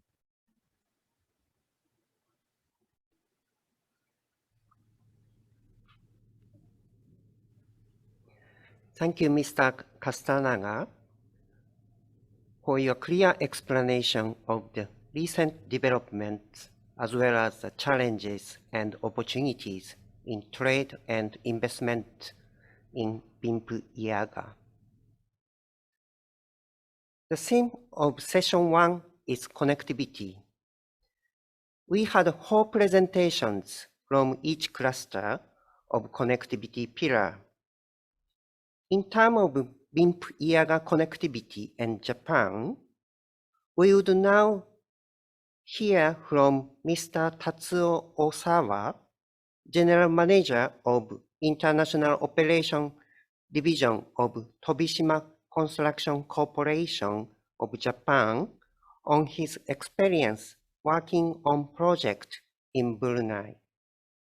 Mr. Osawa, the screen is yours.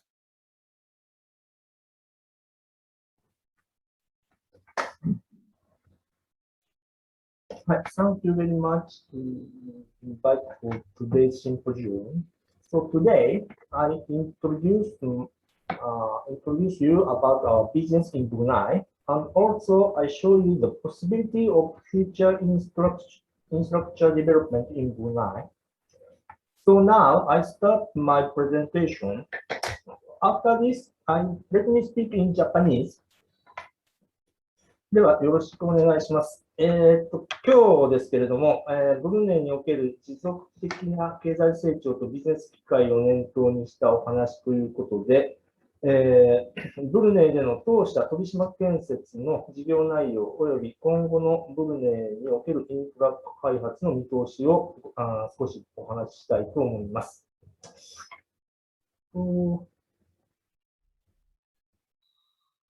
まず、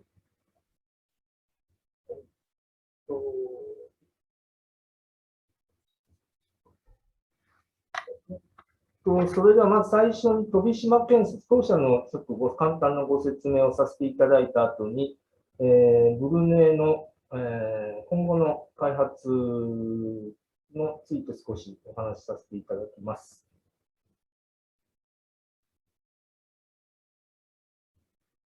飛島建設ですけれども、当社は1883年に、日本の福井県で創業しました。で、1922年に東京に進出して、1975年に海外事業を、展開を始めました。最初はフィリピンのマニラ、香港、それから、インドネシアのジャカルタにおいて、活動を始めています。で、今、ブルネイの方につきましては、1978年から、事業をスタートしています。2018年で、飛島建設としては、135周年、飛島ブルネイ社としては、40周年を迎えています。次に、主な飛島建設、日本での主な工事の紹介ですけれども、左上が、東京湾アクアライン、海底トンネルの工事を、手掛けています。それから右下は、日吉ダムという大型ダム、大型土木工事を、施工しています。続きまして、建築の工事につきましても、左上が、宮崎サンマリンスタジアム、これ野球場ですね。それから右下の方は、富士山の麓になりますけれども、富士水泳場の方を描くと、このような事業を行っています。で、続きまして、飛島建設の海外事業について少しご紹介させていただきます。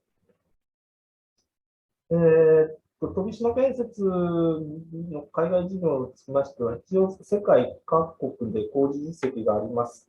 ですが、一応主な、海外事業は東南アジアを中心に展開しています。東南アジアの方ももちろんブルネイのほか、フィリピン、インドネシア、マレーシアでも多数の工事実績を持ちます。現在稼働しているプロジェクトとしましては、赤い星マークのところですけれども、ブルネイのほかに、ミャンマー、ちょっとこちら工事中断中ですけれども、ミャンマー、それからパキスタン、あとアフリカの方のルワンダで今工事を行っています。飛島建設のブルネイ事務所の方ですけれども、ブルネイ事務所は先ほどご紹介した通り、1978年から、今年で43年、一応ブルネイで事業をしています。主に建設事業を取り組んでいます。で、事務所ビル、工場、病院、商業施設のほか、土木工事としては道路、橋などを、建設しています。少し2000年以降の、ブルネイでの工事の方を少しご紹介させていただきます。こちらが、ブルネイの大蔵省ビル、2003年に着工して、ブルネイの中では一応象徴的なというかシンボリックな建物になっています。こちらが、ブルネイの国立病院の母子病院。これもが2014年に完成しています。こちらがブルネイで観光地として今有名、観光スポットになっています、水上住宅を建設しました。この2件2つともですけれども、これはブルネイ大学の校舎、かなりモダンな建物になってますけど、この2件の校舎をやっています。それからこちらは一応工場、右上の写真が、油性管工場です。で、左下がメタノールプラントになります。あと、こちら、土木事業ですけれども、こちらは、バブラジャの立体交差点フライオーバー。これが2016年に完成しています。で、最後ですけれども、これ今建設中の金融庁ビル。完成が今月末の予定でしたけど、COVID-19 の影響もあって、今、ブルネイ市内がロックダウン中とか、いろいろ制約がある関係で、来年の完成に少し時期が伸びています。で、一応当社の方の簡単な説明を終わらせていただきまして、続いて一応簡単にブルネ、皆さんもご存知だと思いますけど、ブルネについて簡単にお話しさせていただきます。ブルネご承知の通り、ASEAN 地区の中心に位置して、ASEAN 各国、どこの国も大体2、3時間のフライト時間で、到着できるという、便利な地理的な位置に、あります。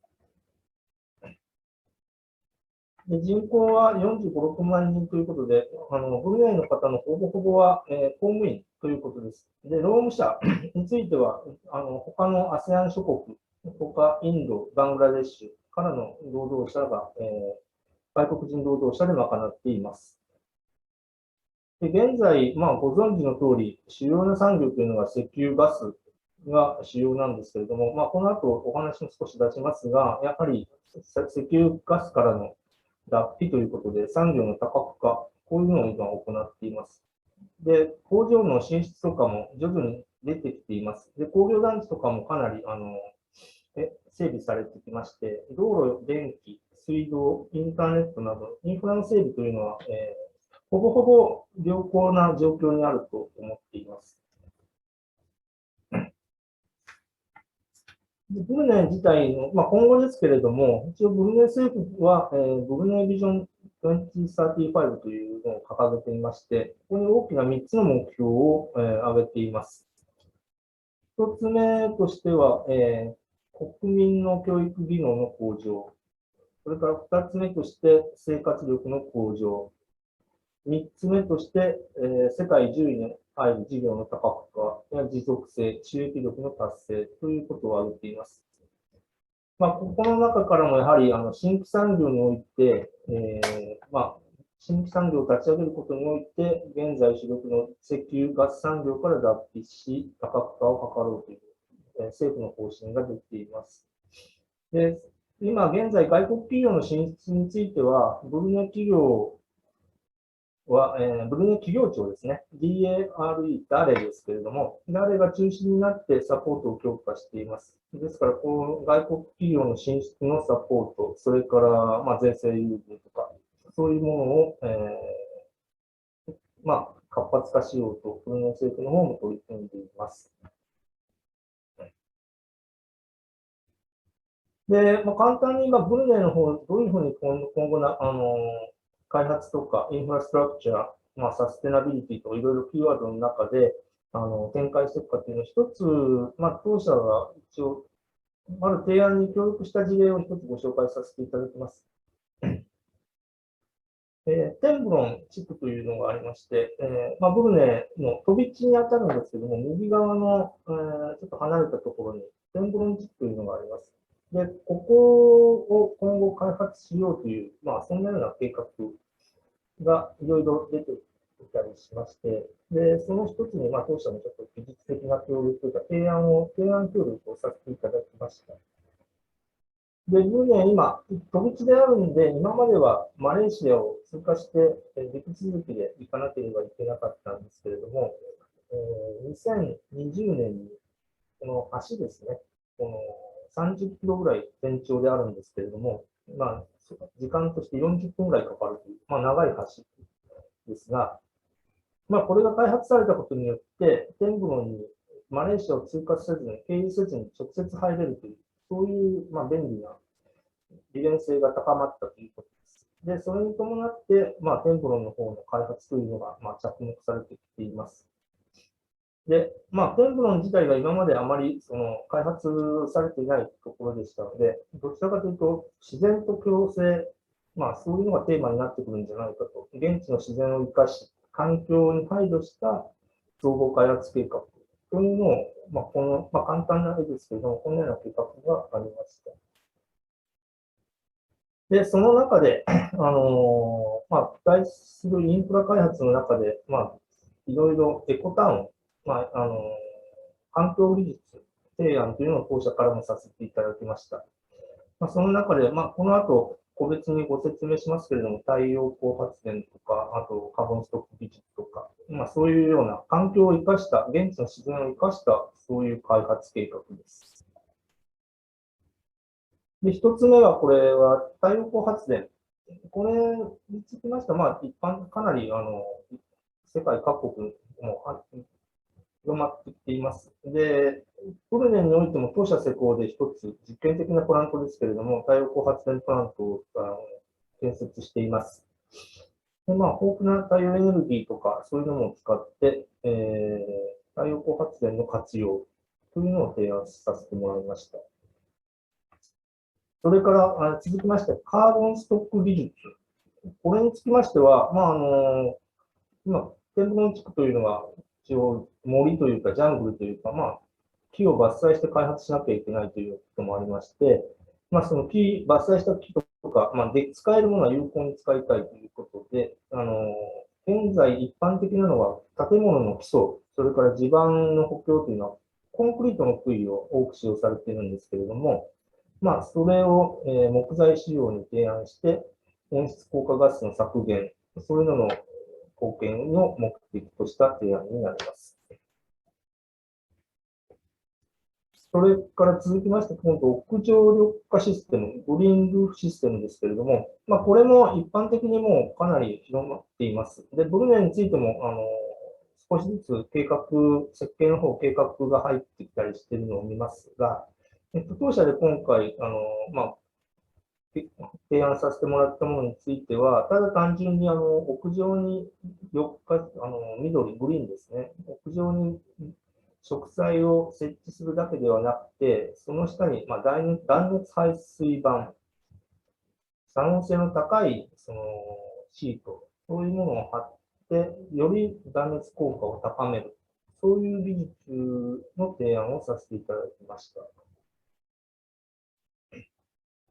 続きまして、これは M プラスというものですけれども、内装、フィニッシングマテリアル、内装材になります。で、いろいろシックハウスとか、塗料から出る揮発性の化合物とかを発生させない、そういう素材です。それから今ちょうど COVID-19 とか感染症とかいろいろ問題がありますけれども、抗ウイルス作用ということで、感染症の予防対策としても、有効に使える材料です。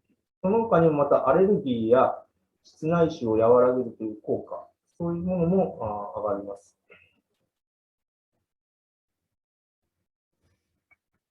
続きまして、これもバイオマスプラント。これら今までの挙げた技術を活用して、プラントや建設建物から排出される再生可能エネルギーを、街づくりに用いる、転用する、そういうカーボンニュートラルの達成に向けた計画を事前に、仕立てていくということを提案しています。最後ですけれども、これは施工、これからの建設技術を、イメージしたいですけれども、今までどちらかというと、都市の開発、特に森林も、未開の土地の開発というのはかなり木の伐採とか自然破壊、そういうものが問題になってきてましたけれども、こういう、ドローンとか、あと、DX と言われるテクノロジーを積極的に用いて、遠隔管理、それから、クラウドへのデータの一元化の管理など、自然破壊を極力防ぐという、そういう、建設技術、DX を絡めた建設技術を、採用して、自然との共生を図っていく計画です。以上は、簡単ですけれども、ブルネでのビジネス機会の現状ということで、ブルネイの地理的な条件、ASEAN 地区の中心にある便利な条件というところ、それから比較的に豊かな生活環境にあるので、良好なインフラ整備の状況にブルネイ全体はあると思っています。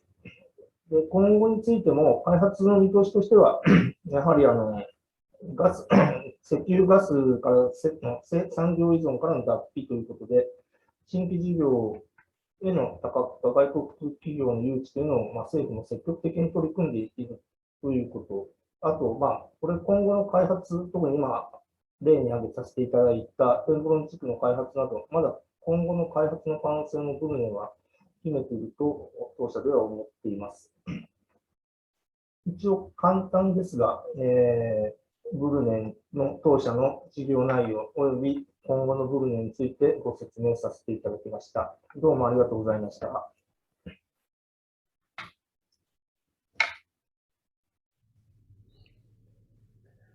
Thank you, Mr. Osawa, for your informative presentation. Now, may we take a screen photo opportunity? Thank you, distinguished speakers. Please turn on your videos for a photo session. Ms. Norha Hana has left the screen already due to her another commitment. His Excellency Datu Bakran Bagik, Mr. Budi, Mr. Romeo, and Mr. Osawa, kindly turn on your video for photo session.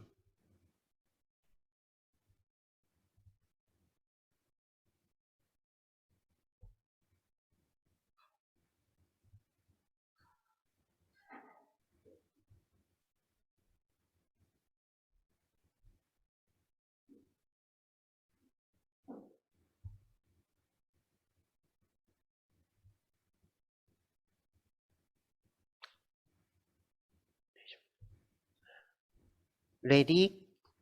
1, 2, 3.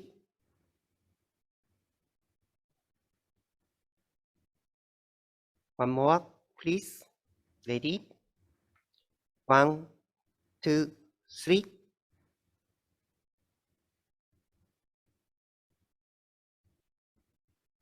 Thank you very much for your kind cooperation.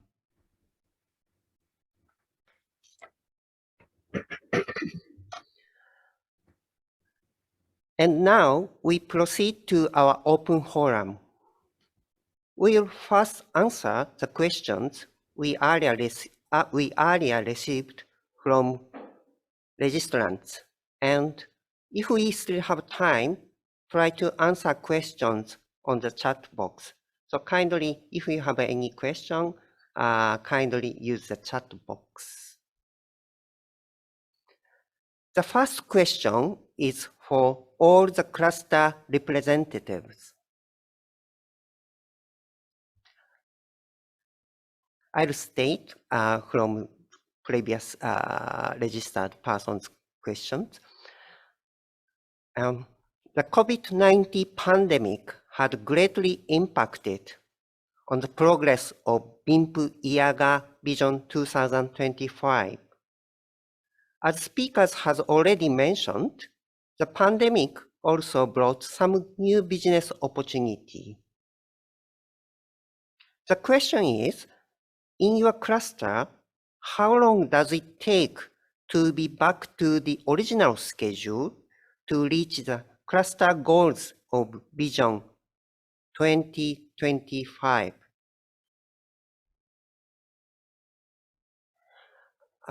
May I ask from Transportation Cluster first, His Excellency Datu Bakran Bagik. Thank you, Mr. Moderator. I try to answer the question, how fast can we complete the project? It all depends on how soon can we overcome the problem brought about by COVID-19. As we all know, all countries within the Bimp-Eaga region are doing the very best that they can to address this problem, including the vaccination programs. In the case of our state, Sarawak in Malaysia, more than 90% of our population have completed 2 doses of vaccination, and even some of them have completed the 3rd dose of vaccination, the booster dose, yeah? So that is good. But how fast can we recover? It all depends on the cooperation of everybody, meaning to say vaccination is one thing. The second thing is the way we live our life, meaning to say we have to comply with all the SOPs. And these SOP apply to all sectors of the economy, you see. The way we do things is not the same as what we have done during the pre-pandemic, yeah? So the question is, how fast can we address the COVID-19 problem? If we can do it fast, everybody is vaccinated, and we follow the SOP, and people can travel between countries, goods can move around, people can move around.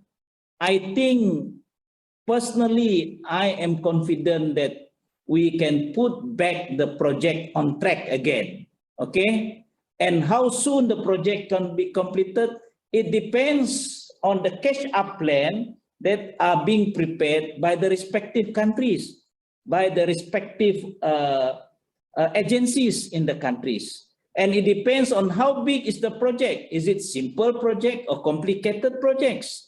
And in carrying out the project, where do you get the manpower? Where do you get the raw materials? Where do you source the technology? If all these things are within the countries, I believe it is not a problem. But if you source these factors of production from outside the countries, whereby the restriction on the travel between countries are still there, it may take time for us to recover. That is my thought on this matter. Thank you. Thank you very much, His Excellency Datu Bangik. So it's depend on the various elements such as respective countries' conditions and also the cooperative agency and other elements affect how fast back to be normal to reach the original goal of the vision to 2025.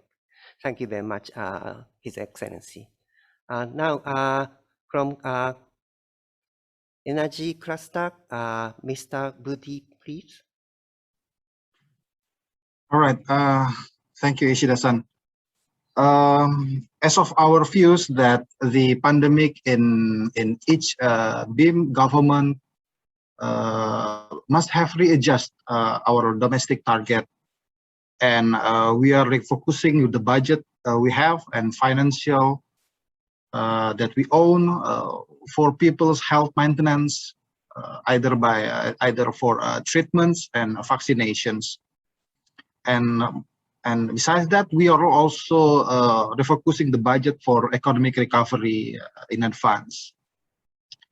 If the question is about how fast we can back to the track, yes, I also agree to that, Buklan, and I'd like also to add that this pandemic will also our chance to reconsider and also to readjust our target to be more achievable and measured, because what we have set the target is on business as usual conditions, but considering today's is a pandemic, we must readjust what we have planned. Thank you. Thank you very much, Mr. Budi. I think it's quite insightful comments, and I thought the chance to reconsideration COVID pandemic also brought the chance to reconsider the more focused rational target and also provide the opportunity. Thank you. So now Mr. Romeo from the Trade and Investment cluster, please.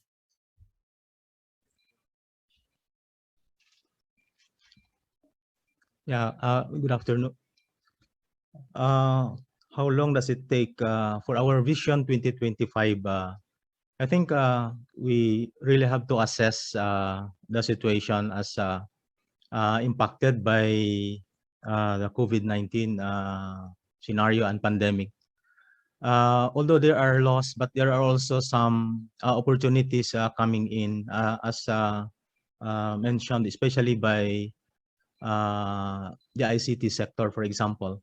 While we are affected in terms of the transport connectivity, there are constraints in all sea, land, and air. But e-commerce, for example, e-commerce has also given the opportunity not only for big companies but also for MSMEs. So for a time that we are not yet on full stream opening for the land, sea, and air connectivity, as well as the opening of borders, our trade facilitation, our SMEs, and even big companies are shifting to the new normal, which is on e-commerce, capitalizing on already the infrastructure for online services that we have. Even our SMEs in the Philippines, for example, most of the new registrants coming in the businesses are into online platform, but not there are also those who are hardly hit. For example, the travel, the tourism, and those that really use transport. So in terms of trade and investment facilitation, we'll go hand in hand. As far as the transport cluster, the sea, land, and air will be opened in the sub-region and in the global arena. Thank you. Thank you very much, Mr. Romeo, for telling us the current situation of the trade and investment in the region. Now we got a question from the audience, our audience. So may I read the question? This question goes to the energy sector, to Mr. Budi. I'll state, in the energy sector, you are proposing green technology.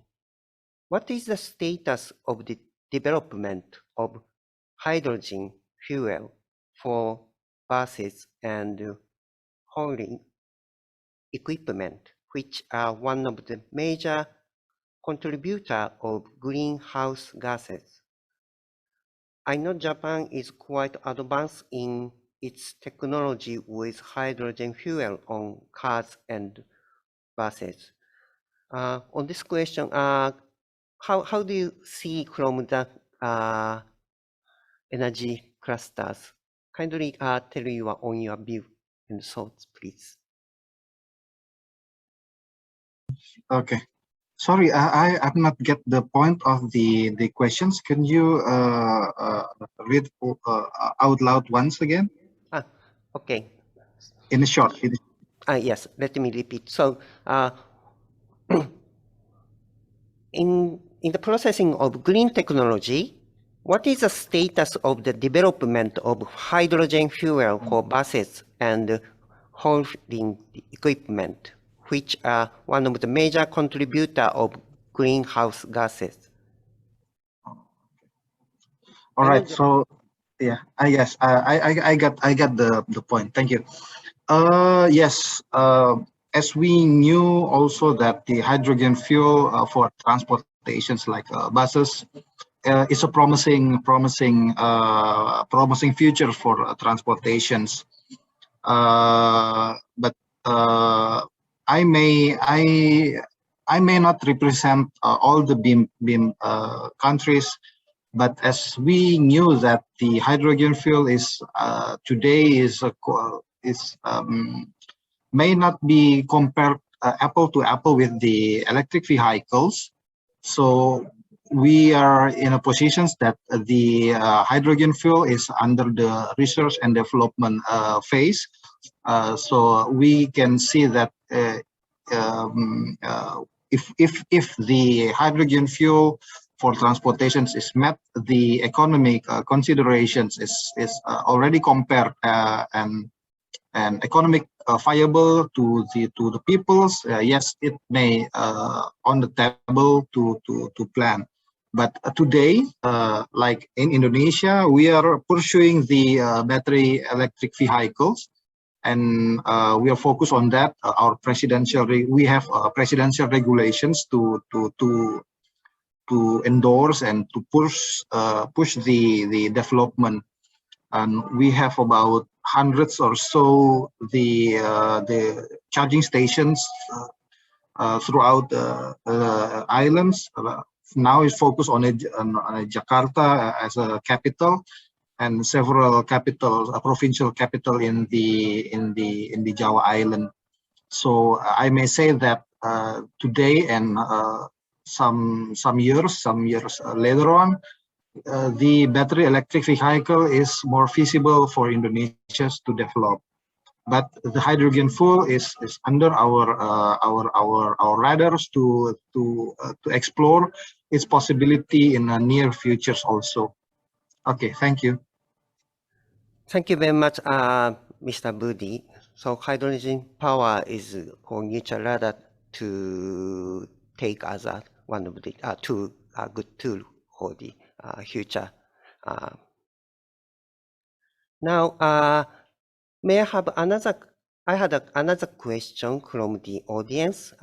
This question is for transportation cluster. So may I read?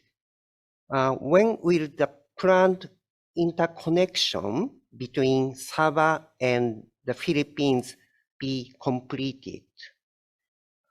This question is for transportation cluster. So His Excellency Datu Bakrad Bangik, could you kindly answer on this question, please?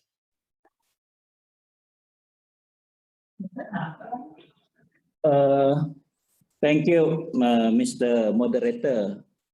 I'm not too sure whether the question is meant for me or not, because planned interconnection between Sabah and the Philippines, I believe this is referring to the power connection, is it? Is it power connection? Right. Yes. Electricity connection. I don't think it falls under transportation. I was completely, I'm sorry. So this is also goes to the energy clusters. Energy cluster. Thank you. Thank you. Thank you. All right. If I may answer directly to the questions, when will the planned interconnections between Sabah and the Philippines will be completed? I may not speak on behalf of the Sabah government or Philippines government, but if you can see from my presentations previously, as I consider the ASEAN Center for Energy Study on ASEAN Interconnection Master Plan study. At the moment, concerning economic decelerations and load profiles in both countries, the interconnection is not promising. Maybe in up to 5 years, it is not promising. It's really depend on how fast that we can recover from the pandemic and how much the load built in the both countries, then the interconnections is feasible. But as you can see that we have set we have discussed also that this interconnection is feasible. So technically it's feasible by submarine cables, but economically it's may not feasible at the moment. That's my answer. Thank you. Thank you very much, Mr. Budi. So now time is up. Thank you very much for all the speakers to answer the question from the floor and participants. Once again, thank you very much, Terima kasih, and Maraming salamat po. It is now time to proceed to our virtual business networking session. The primary objective of which is to establish linkages or networks between and among Bimp-Eaga and Japanese business people. In this, we invited 2 business companies which will introduce their business. To start, may we call on Mr. Masayuki Oura of Chodai from Japan. Mr. Masayuki Oura-san, the screen is yours.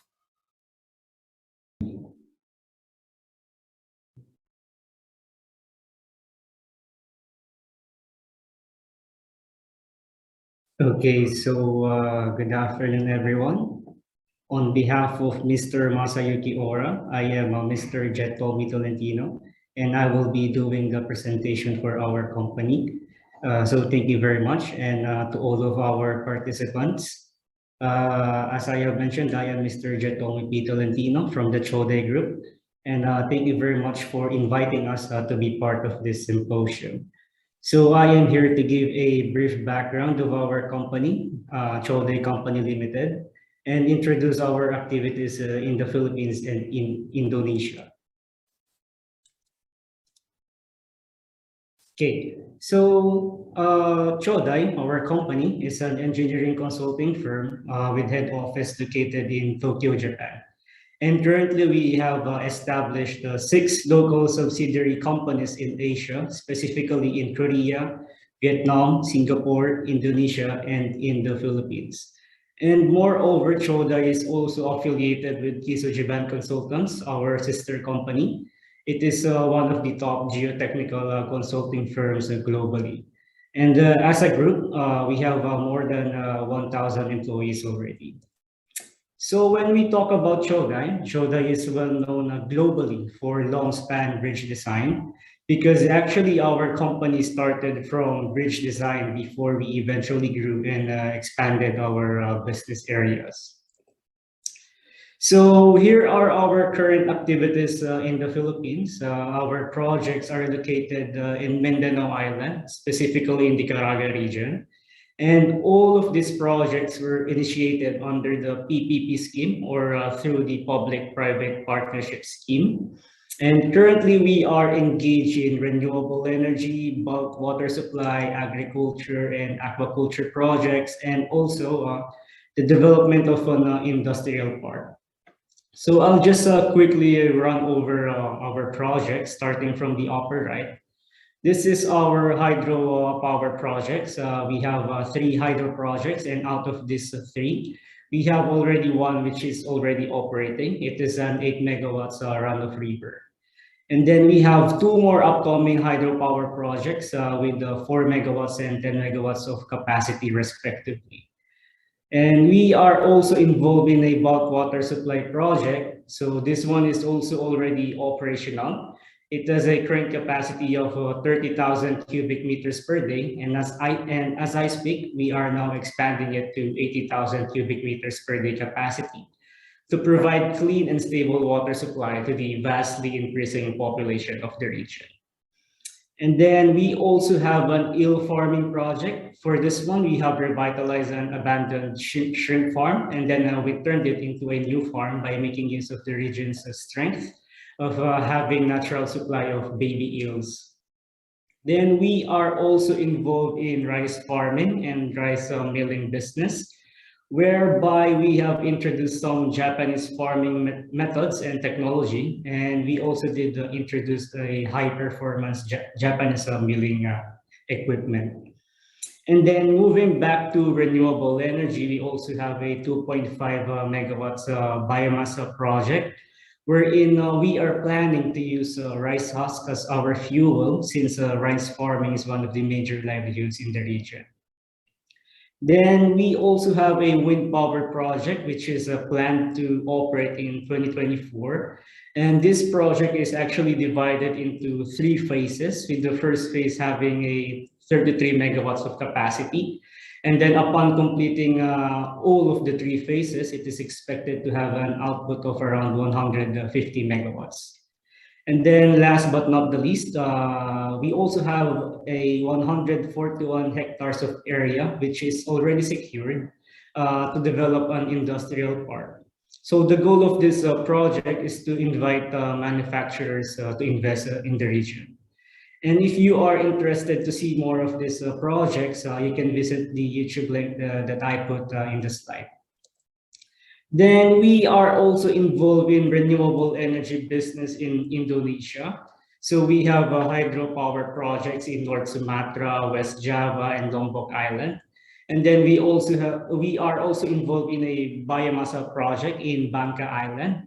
So for our projects in Indonesia, our involvement is mostly in civil engineering construction supervision and electromechanical engineering supervision, and also as an O&M consultant. And then we also have a 34% stake in a company named PT Amco in Indonesia. So this is our company that is in charge of our in-house remote monitoring system. And then this system is a cloud-based system that we install in power plants to gather operation data. We then can access those gathered operation data remotely, even in Japan. And basically, we can install this system in any type of power generation plants. Okay, so what are the scopes of our services? So we provide a consulting service, from project financing to engineering consultancy, from feasibility study to detailed design to operation and maintenance, and of course, up to the procurement of the critical Japanese equipment. And then one advantage of our company, if you are going to collaborate with us, is that we have access to the different Japanese government funds, such as from METI, Ministry of Economy, Trade and Industry of Japan, from JBIC, Japan Bank for International Cooperation, and also funds from JICA, Japan International Cooperation Agency. We can ask for financial support from these Japanese agencies to support the feasibility study of the potential project, since this stage is, I should say, the most risky stage for the investors. And then another advantage of us is that we also have access to the Joint Crediting Mechanism, or the JCM. So JCM is a subsidy program of Japan for projects which contribute to carbon reduction. So to conclude my presentation, I'd like to address one common problem in the Bimp-Eaga area, which is poverty. And I also would like to share one way on how we can address it. So for instance, foreign investors most probably already have an idea about the capital cities in the Bimp-Eaga region. But foreign investors may not have an idea regarding the situation in the participating provinces in the Bimp-Eaga region. So speaking from our experience with our business in Mindanao Island in the Philippines, we were not able to gather much web-based data and information, not up until we went personally to Mindanao Island. So what I'm trying to say is that if there are detailed information, for example, of the statistics of the available resources in the area, details about the political policy, manpower, etc., that is easily accessible through web, then that will be very helpful for investors like us to assess which sectors we can participate and invest in. And I think if the government can provide this easy access of information to everyone, then foreign investors will have the confidence to invest in the Bimp-Eaga area. And then earlier I mentioned that we are mostly involved in renewable energy projects. It is actually one interesting sector for us, because as you may know, there is already a global effort for decarbonization. And global companies such as Apple, Google, Microsoft had already started supporting green energies, whereby they are purchasing energy that is only coming from green energy resources.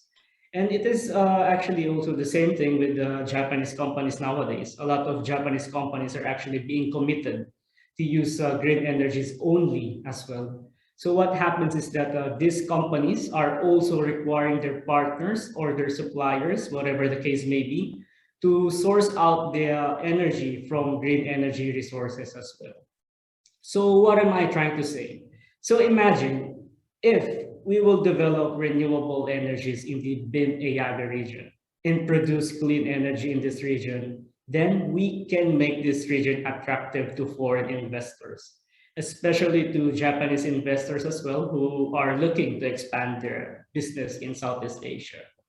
So if we can attract investors, then there will be economic growth. And if there is economic growth, then there can be improvement in the quality of life in the Bimp-Eaga region, thus addressing the poverty situation.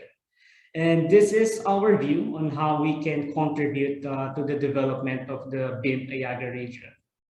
And that is also the brief introduction of our business involvement in the Philippines and in Indonesia. And that also concludes my presentation. So if you want to keep in touch with us, I listed our contact details in the screen. So thank you very much for your attention.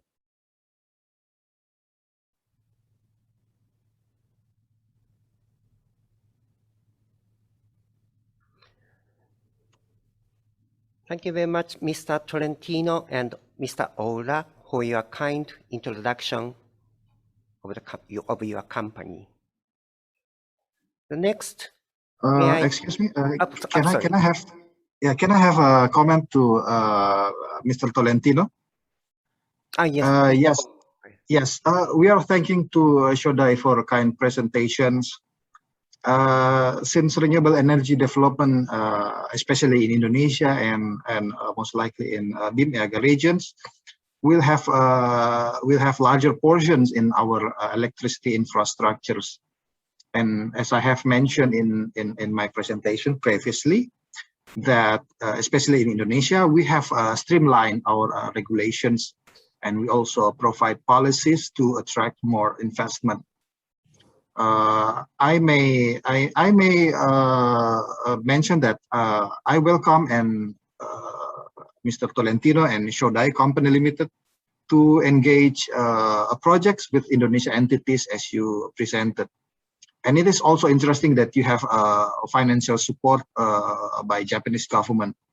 I believe we can have discussions afterwards. Thank you.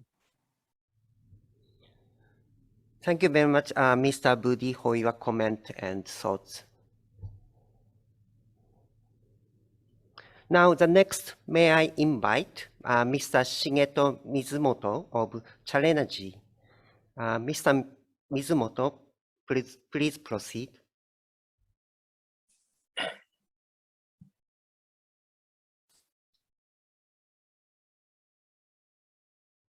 Hello.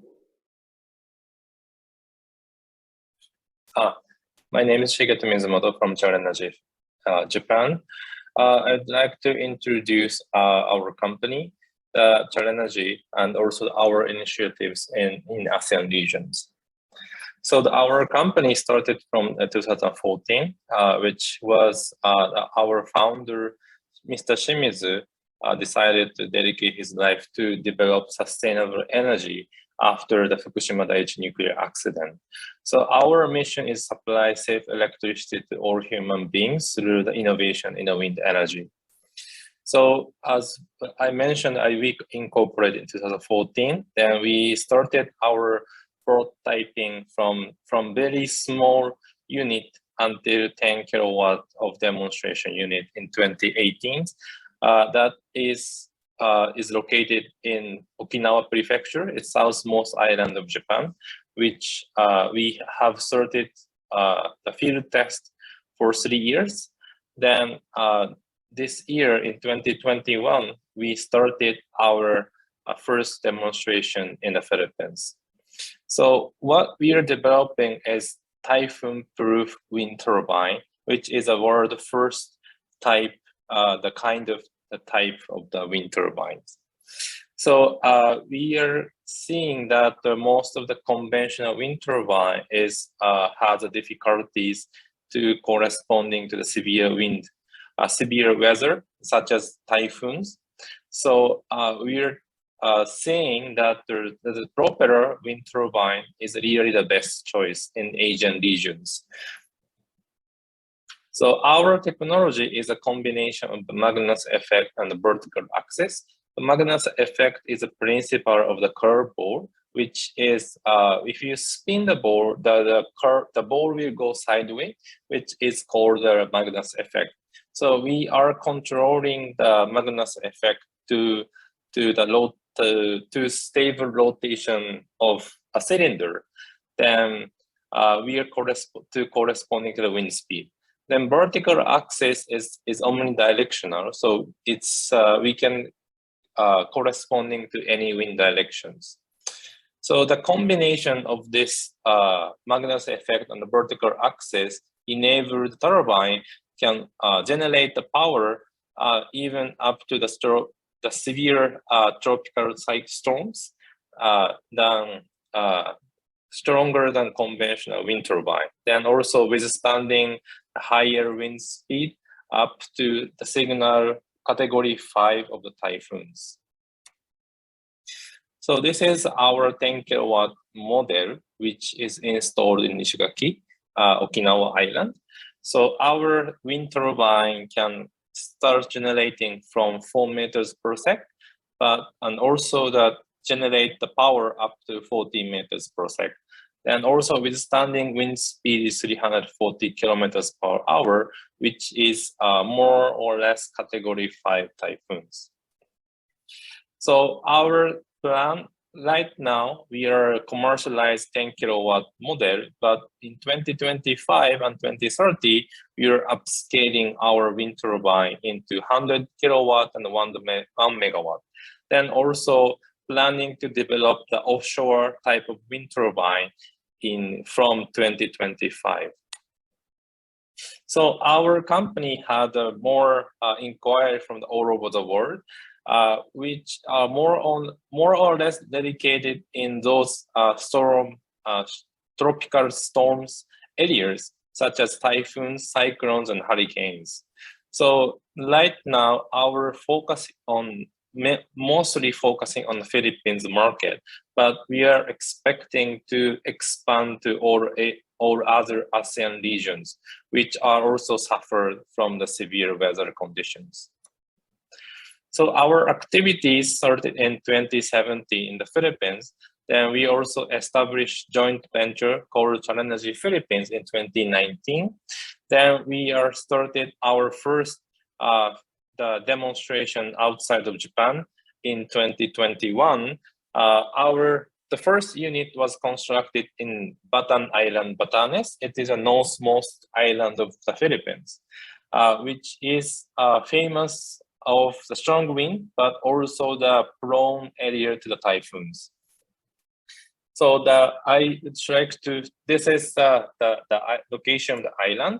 So we started the construction in the April in 2021. Then we finished our construction by July.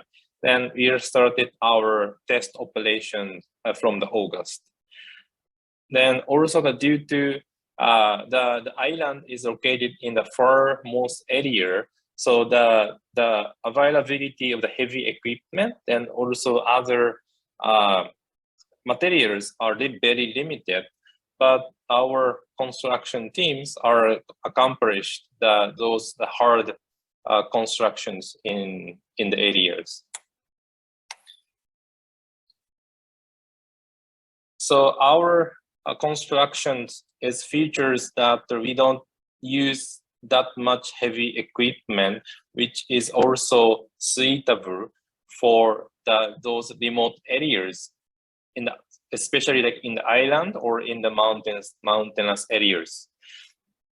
So our most of our construction done by manually, but we are lucky, like we are planned to to prioritize the safety of the workers and the turbines. So it takes 1 to 2 months to complete all the constructions without using any heavy equipment. So we are seeing the Philippines as one of the potential market for our wind turbines, since the country has more than 7,000 islands. Then also most of the more than 2,800 are habitable islands, but there is a far away from the grid. So the off-grid market is huge in the country. So we are seeing this renewable energy, independent power source are contributing to enhance the energy access, but then also reduce energy cost in those off-grid areas. So this is one of the footage of our first unit demonstration in the Philippines, because in September 11, 2021, the Batanes experienced a super typhoon. The maximum recorded wind gust was 84.3 meters per second, and 10 minutes mean wind speed 50.6 meters per second. This is the second largest typhoon in the island. So as you can see, the left side, the turbines are still rotating and generating the power. Then this is also the highest wind speed, the turbine withstanding the strong wind of during the typhoons. But most of the times, the typhoons were the typhoon itself was devastating. So the island has damaged the infrastructures. Then the island lost the power for almost 10 days. Then also there is still not recovering the full capacity. So we are proposing that using our Magnus vertical axis of the turbines, constructing the microgrid, which is more resilient to those natural disasters. Since that Magnus turbines can still generate the power even after the typhoons. So we are aiming to provide electricity during and after the calamities. Then also combining with the solar and batteries, we are also accomplish the stable power supply, and also reduce the power energy cost in far remote areas. Then also we apply those microgrid solutions to other Asian countries, ASEAN countries, since that the ASEAN country has a huge potential to get those microgrid solutions to enhance the energy access and energy cost. So our microgrid vision is we are starting from we are developing our own monitoring and simulation software to conduct a feasibility study of which of the renewable energy is potential in those areas. Then we can also planning of microgrid capacity, and also the storage capacity and EMS. So we do the EPC, then operations. So we are providing the entire comprehensive microgrid solutions to those areas in the remote and off-grid areas. Thank you very much.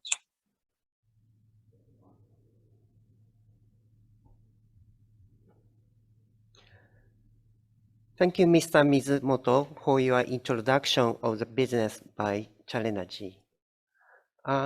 Is there any comments or thoughts from our presenters, or any question from our participants? If you have any, kindly using the chat box. Yes, can I have a comment to Mr. Shigeto, please? Yes, please, Mr. Yes, sorry, I may too much talking, but I think it's important. For your informations, I thanking you, Mr. Shigeto, for presenting the project of your wind farm. I just want to share that Indonesia, we have several commercial wind farm already, like 75 megawatt wind farm in Sidrap and 72 megawatt wind farm in Tolo, both in South Sulawesi.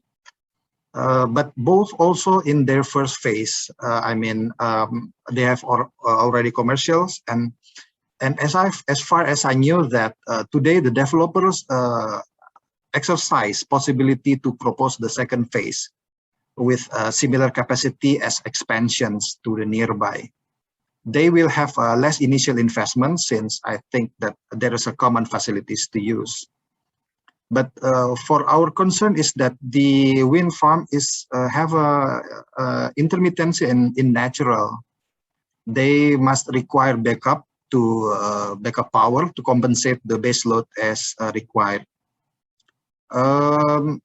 If I may suggest to the Challenergy that you can explore the hybrid power generations of wind farm, maybe not with batteries, because at the moment the batteries is a huge capital cost and maybe a short time span.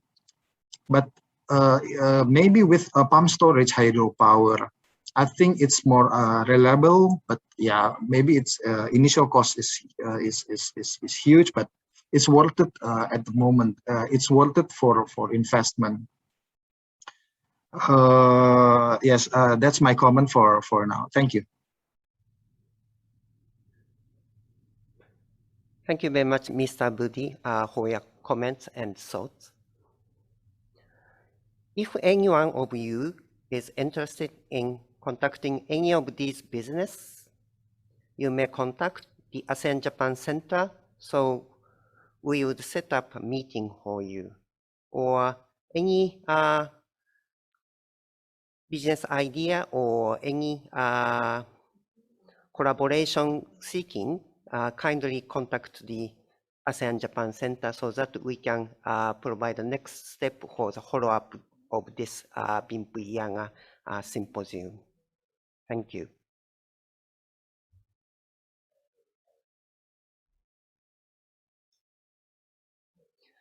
And that concludes at the end of session 1, Connectivity Pillar. We'd like to thank all of distinguished speakers and participants for joining us today, and we would very much appreciate receiving your feedback through our email questionnaire. Thank you. Terima kasih, salamat po, and ありがとうございました。Thank you everyone, and see you all next Thursday, 25th of November, for our symposium on environment pillar. Thank you.